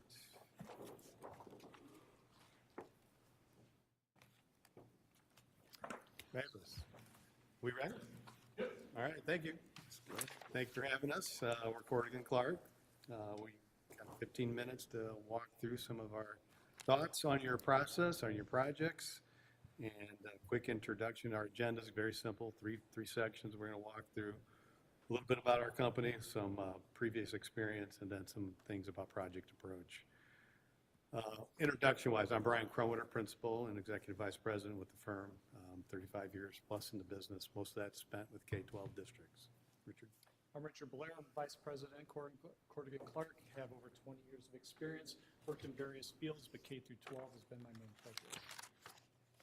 Nate Messenger, Project Manager at Corrigan Clark. I've been with CCA about 7 years, working basically primarily in K-12 work as well. So a little bit about Corrigan Clark. You've probably seen our presentation materials before. We have various offices in the Midwest, which allow us to really understand a lot of the cultures of the Midwest. K-12 districts, most of the offices specialize in K-12. Our St. Louis office has even got a longer history than we do, over 100 years of doing K-12. We have an office in Madrid, Spain, too. We have 26 people that work there, and it really allows us to be reactionary to clients who come last minute for trying to get services done and projects done, because we're a 24/7 firm, and allows us to react and be able to deliver projects in a very quick time frame.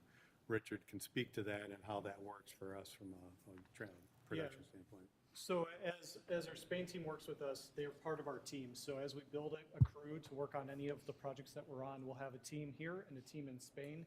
We work together as a crew, so it is fluid. It's not like we give them red lines, they mark things up. They are part of the team. They're part of the process of what's going on and have that knowledge as well. So it works really well for us. That 24/7 carries over, and we can keep your projects moving forward.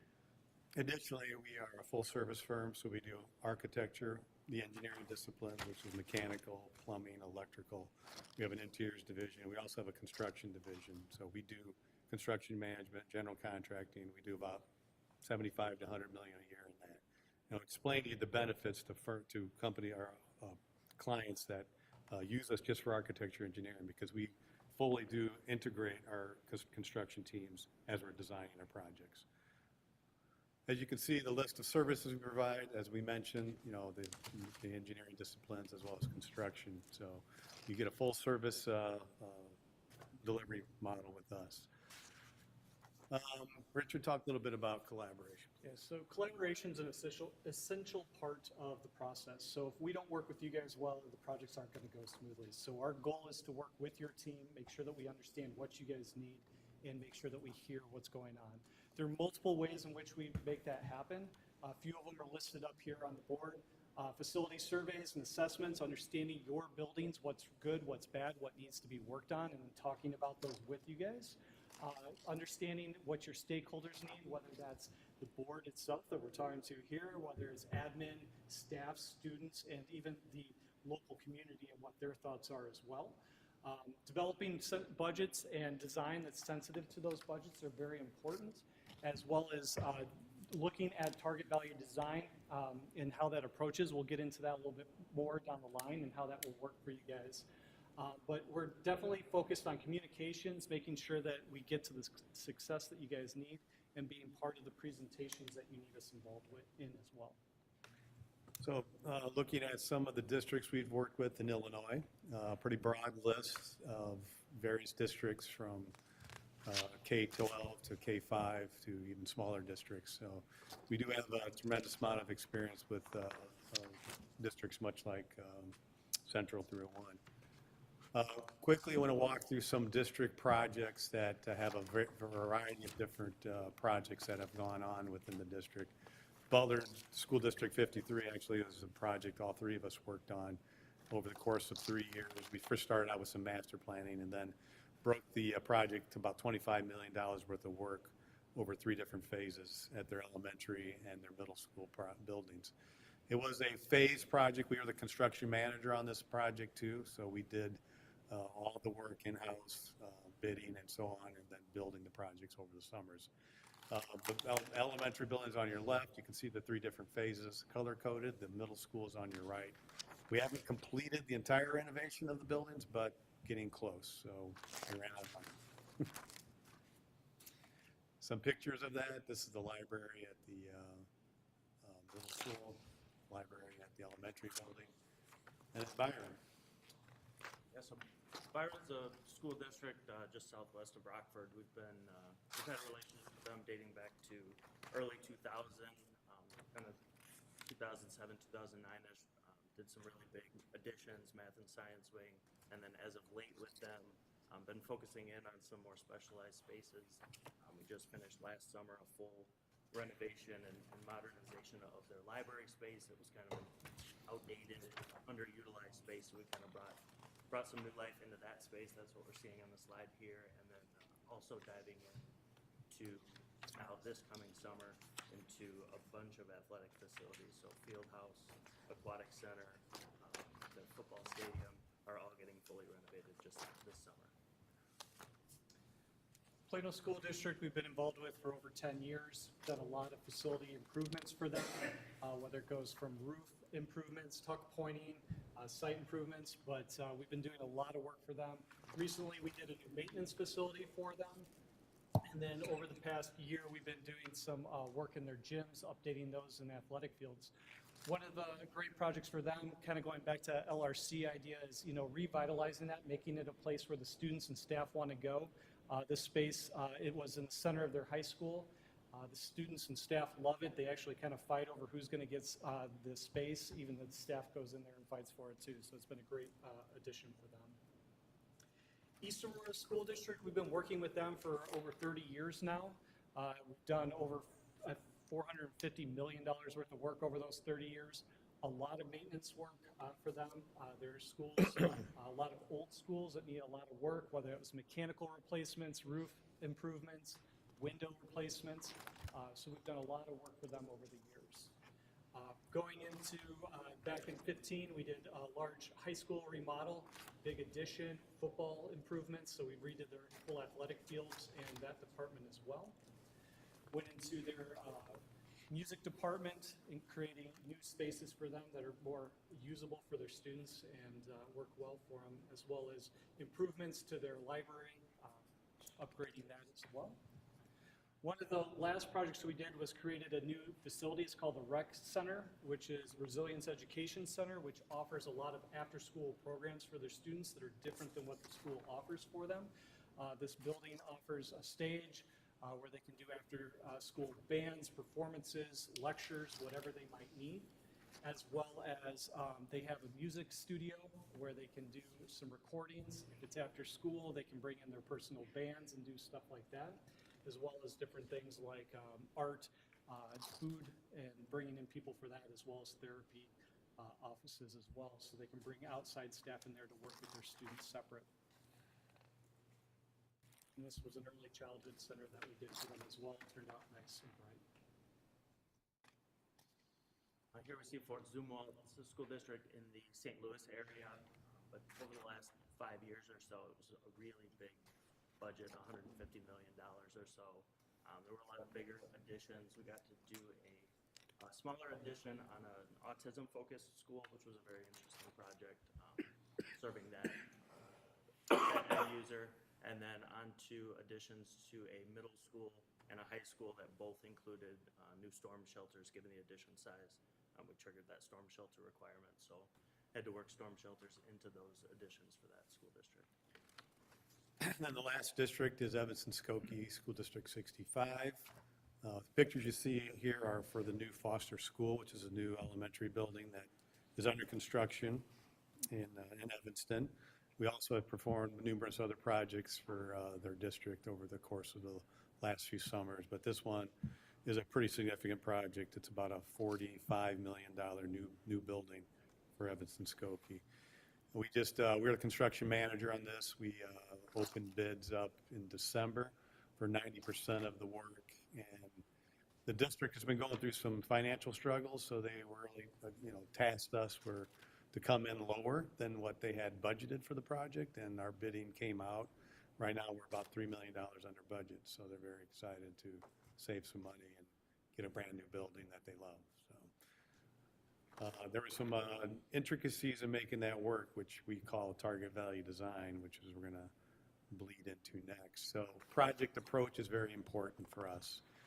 You know, obviously you understand, you as a district have needs. We had a chance to read some of your information available on the web, and the project approach is important to get the project off on the right foot, and that it generally focuses on getting the budget set properly and making sure we design to that budget. You probably have heard the term, maybe have value engineering. You've heard that word? So it's not a very friendly or positive way to go through a project. We start with a different methodology. It's called target value design. It start with the budget in mind and then design to that budget. Maybe Nate or Rich, you can speak to what that really means. So. Yeah, I can hop in here. In addition to keeping the budget in mind, it's also leveraging our in-house. Obviously, we've got our construction team to leverage that helps with cost estimating, keeps us a lot sharper on cost estimating, but also our in-house engineering staff. We get to bring them into the building a lot earlier in the process so that there's no surprises in the back end. Surprises in the back end are what make us value engineer, and then we've got to cut this, that, and the other thing. So making sure that there's no surprises, keeping that design team all integrated throughout the process helps us avoid surprises in the end. Well said. So it does save time and it saves money end of the day. So project budgets, there are things out there that are beyond our control in the economy, and we ran through a significant amount of escalation in 21 and 22, and that 30%. So you hear the term things aren't getting cheaper. Well, there aren't, and unfortunately, construction was a big bellwether of having to absorb a lot of that. So what it means, though, is making sure you design to a budget and have good budgetary information. What's going to happen in 25? There's a thing you've probably been paying attention to called tariffs, right? It's going to have an effect on construction cost. We've seen it in some bids that were opened up by another contractor just recently, and we're seeing it leaking into the bidding process right now. What's that going to mean? Is it going to mean a 4 to 6% escalation factor? We have to factor that in when we're doing our budgets for you. This is a sheet we like to show is, okay, talk is cheap, right? What's your track record? You can see the various phases. Our team, as Rich and Nate just said, we're doing estimating with the team regardless if we're building it or not. And we're going to make sure we're watching that budget throughout the various phases. The final thing is the variance between the final estimate and the actual bids. That average of negative 0.27 or 0.19 in the volatile times, which are these green bars, means we actually can talk the talk and walk the walk. It's important that you have a partner who you can trust is going to deliver good budgets and design to that budget, which I think we're about at our 15 minutes. So it leads us to the final slide here, just kind of recapturing what it means if you hire Cordigan Clark as your partner. Obviously important to have good experience. Our team's got 70 plus years of experience combined, and a lot of that's focused on K-12. So we are driven to deliver services. We're working pretty close by in Hinckley Big Rock as well as Indian Creek. Byron, Plano, so we're in the area, definitely. Important to get your projects designed and built to a budget, and that's something we pride ourselves in, and we have a very robust process to make sure we can deliver what we promise. The other thing is, we have the ability to construct your buildings. If you don't want us to construct it, you have a second opinion to make sure we're delivering on what we say we can deliver on, and you get an added value to that. So, with that, I think we'll turn it over for any Q&A that may come from the board. So. Okay. Questions? Well, me personally, I was a little disheartened to see so much East Aurora, seeing as I came from West Aurora. But that's fine, because so you built the police department? Yes, we did. Okay. people get the wrong idea. It was pretty slick police department, so I've seen that. The question I have for you, though, I know there's a lot of you. It's, is there a single point of contact for us, or, and who would that be? So, yeah, Rich would be the project manager. Okay. And I'll be the principal, so the help and contracts and all that stuff and anything related to all that stuff. And then we got Nate Rich's. Yeah, so we would build a team, and you'd have us as your points. And then if your projects expand, we bring in the people that we need under us. So you would want to come to us, we would have those conversations with you, so you're not talking with multiple people. And then we make the teams larger and smaller based off the projects you guys need to move forward. And the estimating side, we have an individual, Ben Nelson. His kid actually goes to Central School, so he's a tax-paying member of your community. He's the estimator, and I was talking to him as I was driving up over here, and he goes, "Oh my gosh, yeah, we gotta win that one and make sure we're hitting those budgets because that's my tax dollars." Okay. Another question. How does your firm engage with the community for the design and planning process? Richard, you want to take that? Sure. So we'll work with you guys to decide how you want to move forward, and that would be involving, we can set up meetings for you. So we'd want to talk about how you want to engage people, how many people you want to engage. We could hold that in our own facilities. We can hold it in your facilities, and we can lead the charge on that. But the goal would be to understand what the tasks are, hear from the community what's going on, and then we would do it in a forum where we'd bring people in. We would present something, and then we would talk with those community members to get their feedback. It could be breaking out into groups to get different opinions, let people talk, meeting with those groups and then getting that feedback from them. It could be written, or it could be a vocal where we talk back and forth. So we have multiple options in which we can work with your community to hear their voice. I've done some podcasts, you do a one-on-one, discussion with the superintendent or board president and talk through the wants and needs, and some of those things are very effective uses to get the message out. There's lots of ways to do it, social media, there's plenty of different avenues to getting the information dispersed to the community. What would you say sets you apart? We had a very long-standing relationship with one particular architectural firm, and so what would you say, and obviously you're saving the best for last, what would you say in comparison to the other firms that we've seen and just our own, personal experience, what sets you apart? So I think in a nutshell, we do offer a different service, and construction is a component because we integrate that into our design and engineering. And budgets are always on, especially boards of education's minds, no matter how you look at it, because you have you want to maximize your value of what you're getting for that budget. We're gonna make sure that we're engaging together with you and showing you how you can get to those goals and attain those goals. In addition to that, the firm has great resources, 150 plus people, meaning that we can, on a dime, turn over a rendering, in a visual of after, we've had this, we do this, we have a meeting, board meeting tonight, and then, hey, we want to look at this option. Can we see a visual of that? And we could turn that over in 24, 48 hours because of our Madrid, group there in Spain.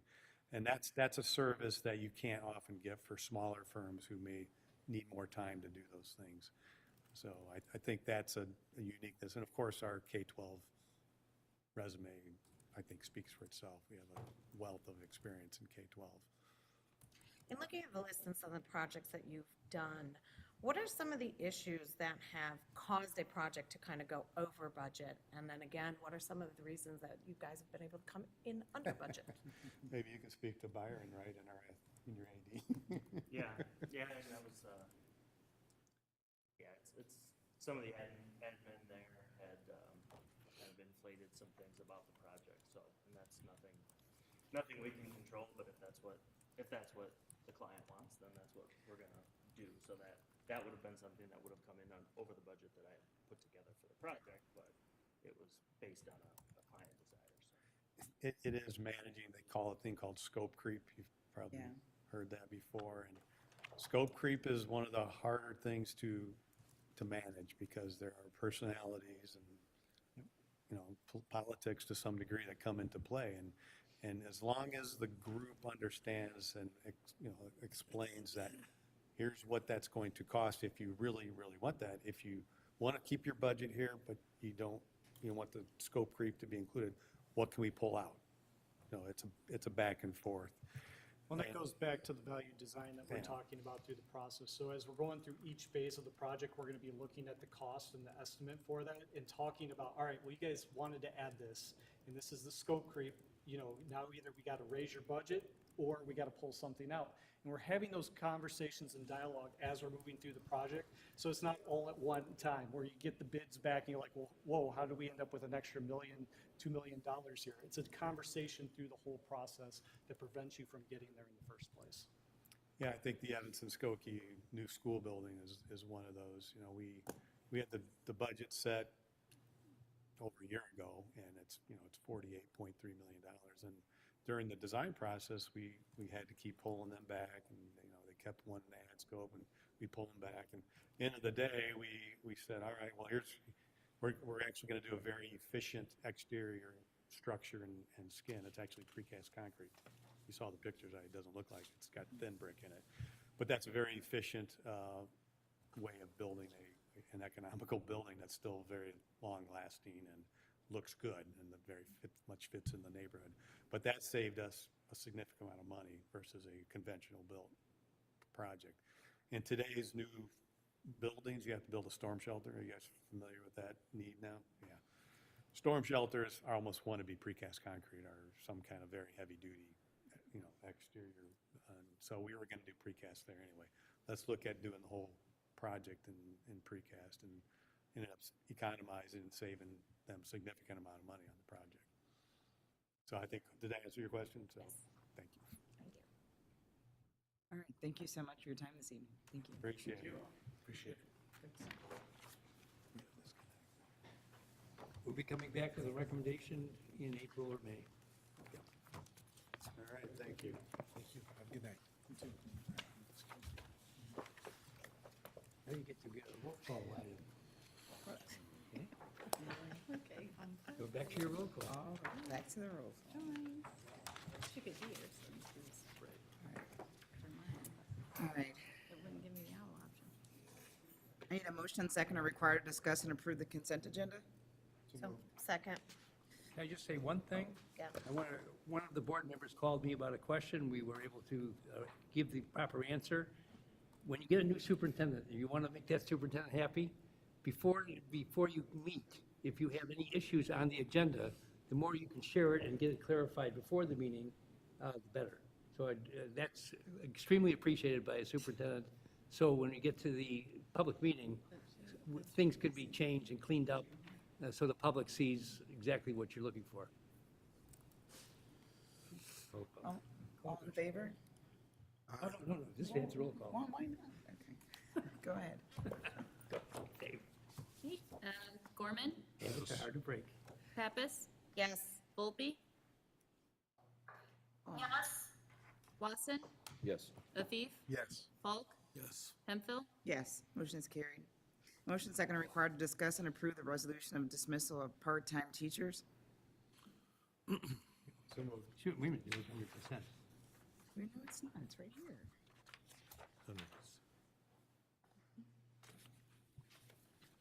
Look at your papers. Oh, sorry, excuse me, sorry. Mark, did you make the motion? I did not. You did not. I made the motion. Oh, Jay, I'm sorry. Second. Sorry, just trying to catch up on things. Trying to keep him corralled. That was under consent, correct? No, the resolution for dismissal is not under Oh, consent. that was separate, okay. Yeah. Are you ready for a vote or need Yeah, discussion? go Okay. ahead. Pappas, Yes. Volpe, Yes. Watson, Yes. Afif, Yes. Falk, Yes. Gorman, Yes. Hemphill, Yes, motion is carried. Motion second and required to discuss and approve the contract renewal with Exxon for auditing services. So moved. Second. Any discussion? Okay. no. Volpe, I couldn't hear the thing on that one. Jimmy, say it again. Okay. Yeah, I'm sorry. It was like muffled. Oh, sorry. We're talking about the auditing firm. We have a motion second to approve the contract renewal for the Exion auditing firm. So now she's taking a vote. Okay, yes, sorry. Thank you. Watson? Yes. Afif? Yes. Falk? Yes. Gorman? Yes. Pappas? Yes. Hemphill? Yes, motion is carried. Now we'll go on to committee reports. Watson will share an update from the district leadership team. Just real quick, I had the honor of being able to go to DLT last week. It was really eye-opening for me a little bit. A couple of things that they discussed was the calendar for 26 and 27 school year, and there was a kind of a consent between everyone there that the calendar starting August 10th would be a better calendar for them. And then there was a presentation by facilities and some conversation about the mobiles, which seems to be kind of a hot topic lately, and kind of some issues that were brought up with the mobiles that we're having now. Can you explain more on the August 10th date? Because I know it's, at one point we had heard that they wanted school to start later in the month of August, and now you're kind of pushing it to August 10th, which is kind of aligned with some of the other districts. So what was the thought process on that? So I think it aligns better, and I'll refer kind of to this note here. It aligns a little bit better with our regional pathway partners and the Mid-Valley partner schools and our ECC programs with their start dates. And so I believe that they just, because of that and because we have those partnerships with the other schools, it just seemed to fit better with that schedule. Okay. All right, thank you for that update. I'm going on to facilities. Mark and Jeff will share an update from the facilities committee. Yeah, I can talk to it. And you can add to it, Jeff, if you'd like. Talked about capital projects, HBT's roof, CHS's track, and then CT's mobiles. And then we also talked about some of the other projects that are coming up in the summer, as well as the facility rental agreement update, which Dan will speak to a little bit later today, and then also the RFQ for the architects, which we all just spent the last hour and 10 minutes on. So, okay. Do you have anything? I got nothing to add. That was good. Okay. You did a great job. Covered everything. All right, moving on to old business. We'll need a facilities update from Director Holloway. Update on the construction and maintenance projects in the district. So just a quick update on kind of where we're at with projects. We're working on bid documents for the HBT roof. So we're hoping to get that out in the next week or so we can bring that to the board in April for approval. That's pending all our dates line up. That's tentative right now, but that's the goal we're shooting for.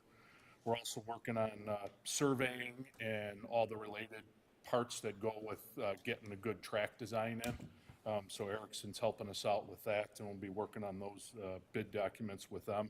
As part of what they're doing is they're surveying the whole athletic complex area.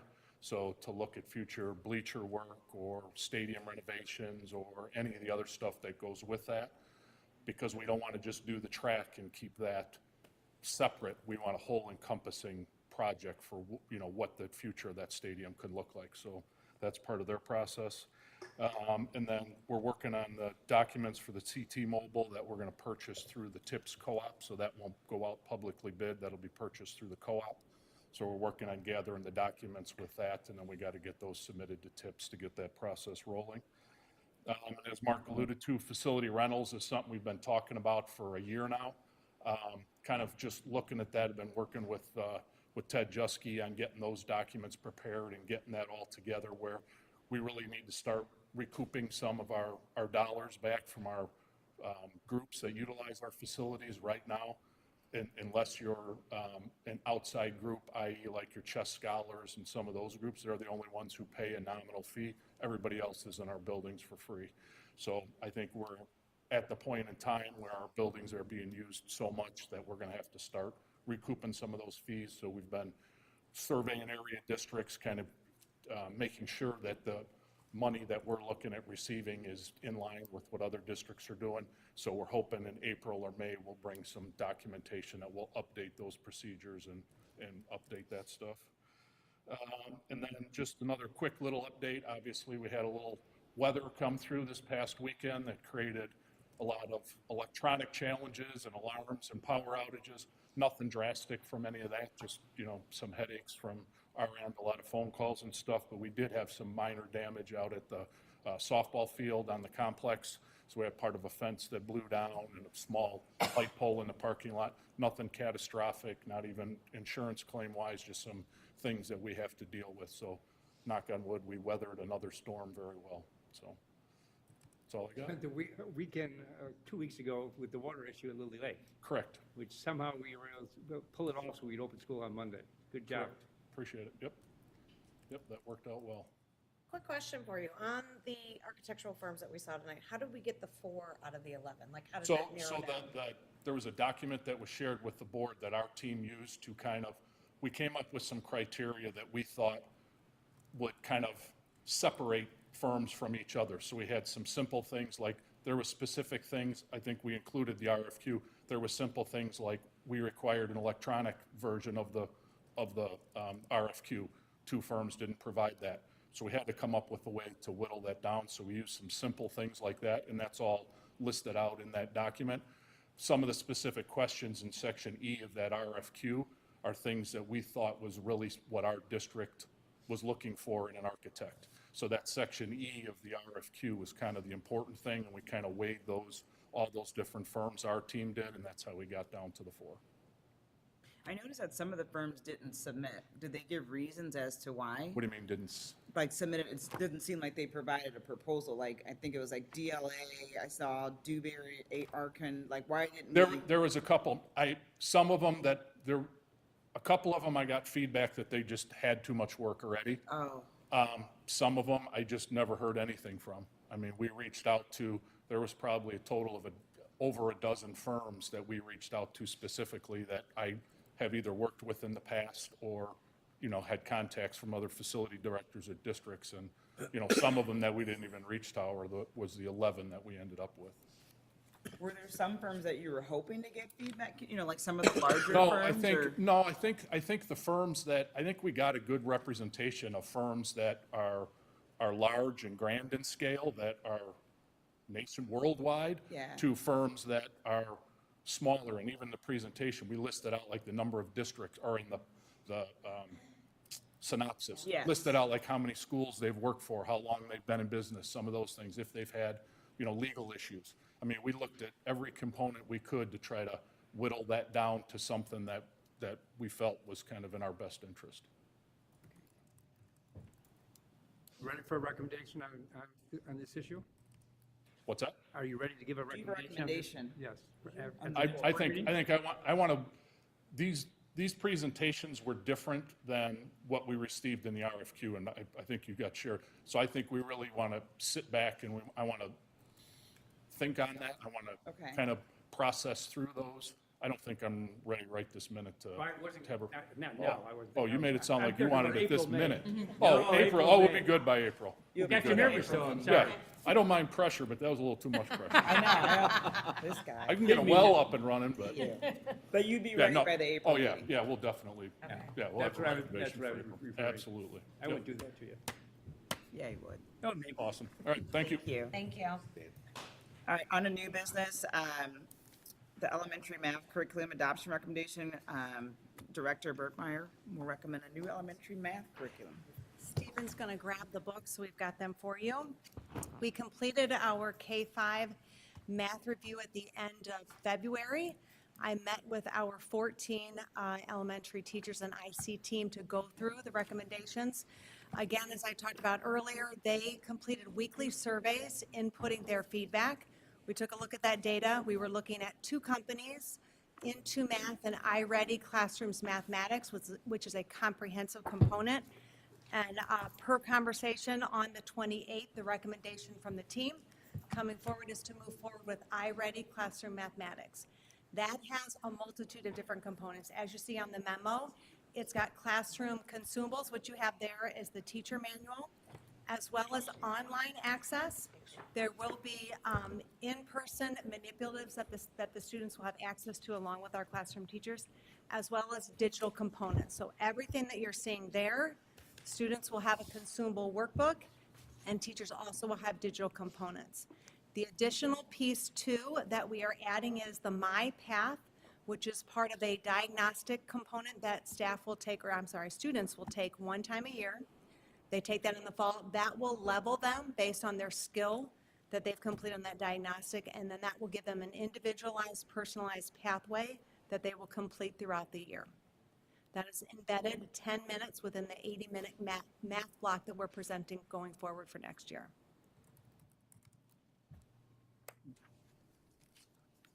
Questions? So this is the teacher's guide, so the students, it's Will have- like, it's not really like a workbook, it's more of like Theirs their will be. text.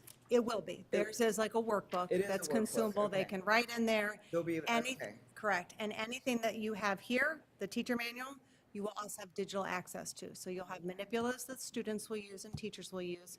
You'll have the online access. You'll have the digital My Path. And then teachers will have these hard copies. Students will have consumable workbooks. I'm sorry, I might have missed it, but No, how you're come fine. we were looking for new curriculum? So we're looking for new curriculum. Right now, we have Math in Focus. This is the end of our contract. It ends this year. Looking at our data and the progression that we've made some huge gains this year by bringing in our BTC model, Building Thinking Classrooms. We're looking at comparable components. iReady Classroom Mathematics is comparable to that. Many of those hands-on activities, real-world problems, math discourse, mathematical practices are all embedded within this tool. This is kind of all-encompassing. Correct. Gives teachers everything that Gives- they need. They're not having to go out and find material on their own. However, there's always scaffolding, right? A classroom teacher's not going to just open up a book and read directly from that. They're going to put their spin on it. They're going to put their autonomy based on how students are performing. They may adjust feedback and instruction accordingly, yes. But this gives them everything that they have in one-stop shop rather than that need to have to go out and find something else. Correct. A big plus to this is the iReady. So iReady has iReady Classrooms, which is the whole comprehensive piece. A piece of that many districts in our surrounding area have brought in iReady. iReady standalone is a computerized, personalized pathway. Students take a diagnostic, and then they get put in an individualized pathway. We are asking everything to be included, so it's not an additional expense that we will be going back out and asking to purchase, which is huge. And we got buy-in from all of our schools, all the elementaries. We had 14 pilot teachers, at least 2 per grade level, except for 4th grade, I had 1. Okay. And multitude of staff and ICs were a part of that process as well. So we gave hands-on instruction. We had both companies come out. They met with us virtually. I shouldn't say come out. They met with our team virtually and walked through how to access things, how do you begin navigating. All of those pieces were part of this pilot as well. Would you say the teachers are enthusiastic? Yes, yeah, I mean, there was feedback both ways, but consensus was to move forward with iReady at this time. Yeah. Yeah, How does both that- tools were really How good. does that individualized pathway for each student kind of work within the classroom and for the teachers? Yeah, so you could do it a multitude of different ways. They'll take a diagnostic assessment at the beginning of the year. You have access to take it 3 times a year. We're opting right now, year 1, to start just once, right? Get them in there. Yes, more. Yes, you will get an individualized then pathway. So students, based on skill level, will be starting on their individual pathway. It's 10 minutes per day, so 50 minutes per week. We are asking to embed that within their small group instruction. So right off the bat, you'll have one station or center, however you want to call it, that's already done for you. It's not an additional piece that staff have to create. Students will get on that computerized pathway and build those skills in which are identified to their individual need. Yeah. Math fluency, that's always a big question. I know that we had talked about earlier, I think it was last month, I brought forward, we were not going to continue with spring math. There is fluency built into this tool as well, so it's not, again, an additional piece that staff have to go out and partake and find. It's built within our curriculum. It looks different, K and 1. than what it looks like 2 through 5, but all comparable based on the developmental level of our students. Board policy review. This is in your memo. It's 5 years. I know there was a big hefty price tag on that. It is over 5 years, so we'll do, split that up into 2. One completed by July 25 of this year, if, per your approval. And then it'll go next year as well. So it'll be split in 2, but then that's purchased for 5 years. So based on that and based on our enrollment numbers, this is current data based on where we're sitting today. That can be adjusted. So as a student, a grade level population rolls up, then that is adjusted based on consumable purchases for the following year.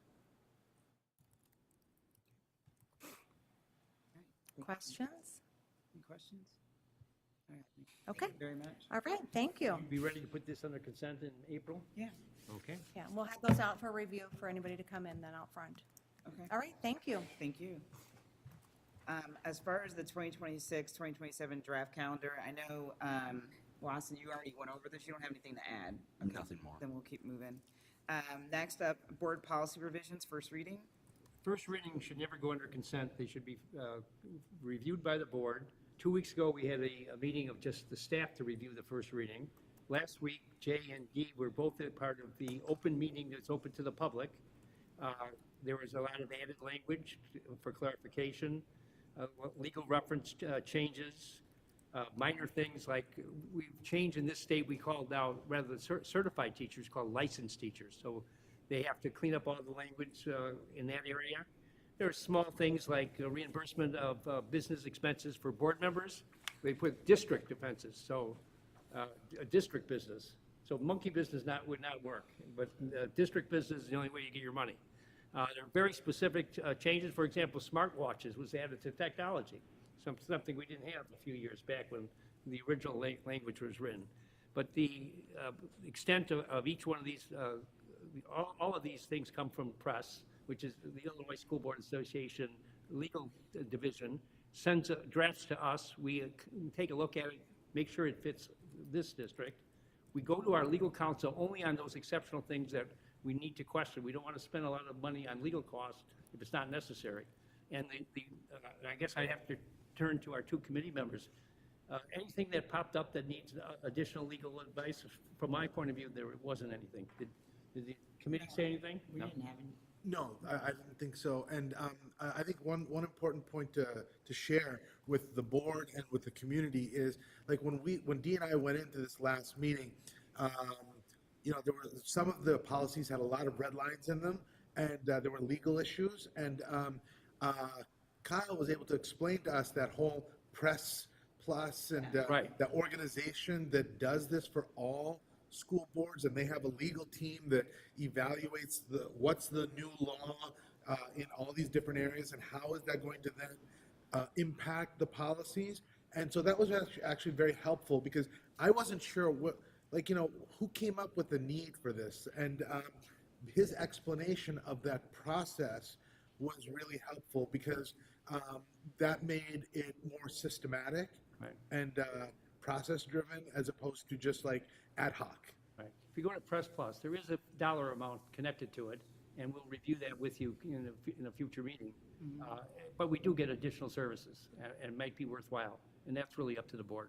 Yeah, we talked about and most of the districts I've been in have that Press Plus. Yeah. It's less work for the administration. I think it's important to know, because I know we've had public comment around this as far as the language that was used in the policies. So I think, to your point, I think it should definitely be understood that that language is coming from Press Plus. Absolutely. And a lot of the other districts, almost all of them, are using some of this same language. Now, not to say that, I don't know of a district in the state that doesn't use it, but go ahead. Exactly. Right. And as a test, I had a question on board policy, and Kyle looked it up for St. Charles, and he's like, see, it's right here. And literally it was the exact same language. So I think it's just important to note that, with some of the language that some of our community members may be seeing, it's coming from a certain place. And this place, as you mentioned, attorneys are reviewing this, and this is how that language has come up.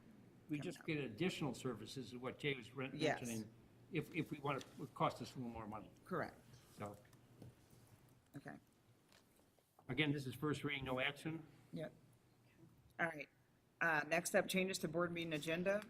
Back to you, Well, Superintendent Powell. in the future, when the new board is seated, I suggested at one point that you have a closed session at the beginning of the meeting and keep it to like 30 minutes and then have your public session start at 6:30. That's something that it forces the board to really get to the issues very quickly. And you always will have, at the end of the meeting, closed session if needed.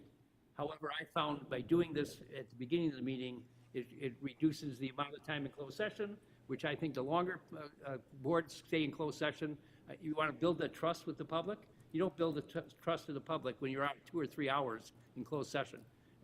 For whatever reason, you may have really good reason to be there, but I think this is something I would bring up to the new board. Yeah. The other thing, minor things that Dee is having fun with me about, I said, we only have to voice or roll call vote policy, money, and go in closed session. Otherwise, you want to move your meeting along a little faster, you do it a little different, and then use a voice vote. Reorganization meeting is coming up. We don't know for sure by the 21st of April, the next meeting, whether we'll have the certified votes or not. I've been told that it's going to be very close. It'll be close. It'll be very close. If we don't get it by the 21st to certify, then we won't do the reorganization meeting probably till early May, maybe the last Monday in April is possible. Now, the reorganization meeting, the business end of the meeting, you can swear in the new members, but the old board takes care of business first. The consent agenda, any other business items, takes action on everything. Then you adjourn sine die. It's a Latin word, without another day. In other words, this is it for the board. Then somebody nominates a president pro tem. It could be anybody, member of the board, in the new members or the current members that are going forward. And then that president pro tem asks for nominations for president, vice president, secretary, and then the only agenda item for the new board is to take the calendar of meetings and agree upon what the calendar of meetings are. Now, you already have a calendar, but they have to the new board has to reaffirm it. So they could say, possibly could say, well, we can't meet Mondays. The majority of us have to be on Tuesdays, but I don't expect that to happen. But that's what the new board would do. In order to be more efficient, for example, this FOIA request, there is no legal requirement to read all the FOIA requests. When I was in Oak Park, sometimes we had 40 different FOIA requests a month, and to take public time to do that. But in terms of transparency, the entire public has all of the FOIA requests in board book. So everybody, there's nothing that we're trying to hide or anything, but it is a lot of time of the board. So to me, the other thing that we're going to be adding, and it's actually added on this, is changes to the board agenda or agenda items for the next meeting is really the item. On that one, if you hear something in public and you would like to respond, and I know that many of you very often would like to respond to public comment. However, the School Board Association, every superintendent you ever meet, this is a business meeting of the board in public, not a public meeting of the board. There's a big difference. So to me, at the end of the meeting, if you have something that you would like follow-up on, somebody said flag football for girls, I'll give you an example. Somebody said, I don't know why we're not doing that, and it goes on in public comment. During this item, say, Griff, Kyle, next month, we'd like to talk about this, and here's the questions we want answered, and we want to bring the following information. Then it's on the agenda for the next meeting, and you address those issues. Usually just discussion at first, and that could be lead to action. But that's the way you listen to the public, you get the administration to do their job, give you all the answers you need before you move forward and make decisions. So to me, adding just that, it's on this agenda, you can pick up on anything, and there should be a consensus. And everybody's having to agree, consensus, are you willing to live with this and going forward? And most of the boards that I've seen work on this, they very seldom diss another board member by, if Mark wants to talk about something, I think Mark should have that opportunity to put it on the agenda next meeting and talk about it. So those are our changes. I think that will be better for this board and better for the community if we bring about those minimal changes. And hopefully we'll be more efficient and get you home earlier. All right.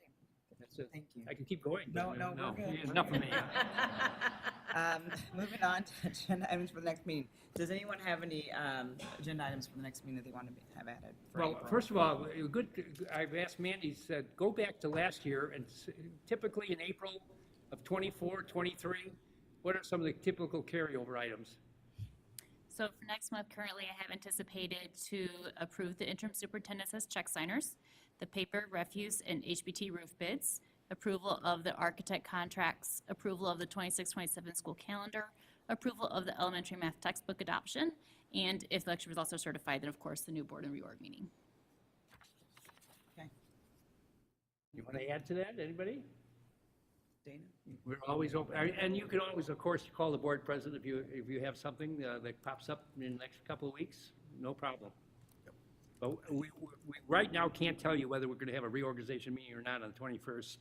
And I've told, it's going to be a day or two difference, which is, it's going to be really tight. It's going to be tight. So they're talking about 2 or 3 weeks. April 1st, of course, is the election. So hopefully, well, hopefully we'll get it done on the 21st, but we'll see. All right, moving on to information only. The enrollment report is included in the board packet, as well as the FOIA report is also included in the board packet. Adjourn to closed session. I need a motion second or required to adjourn to open session and move to closed session for the following exception: 2C2, 2C9, 2C10, 2C11. So moved. Second. Watson? Yes. O'Keefe? Yes. Falk? Yes. Gorman? Yes. Pappas? Yep. Volpe? Yes. Hemphill? Yes, motion is carried. Thank you, everybody.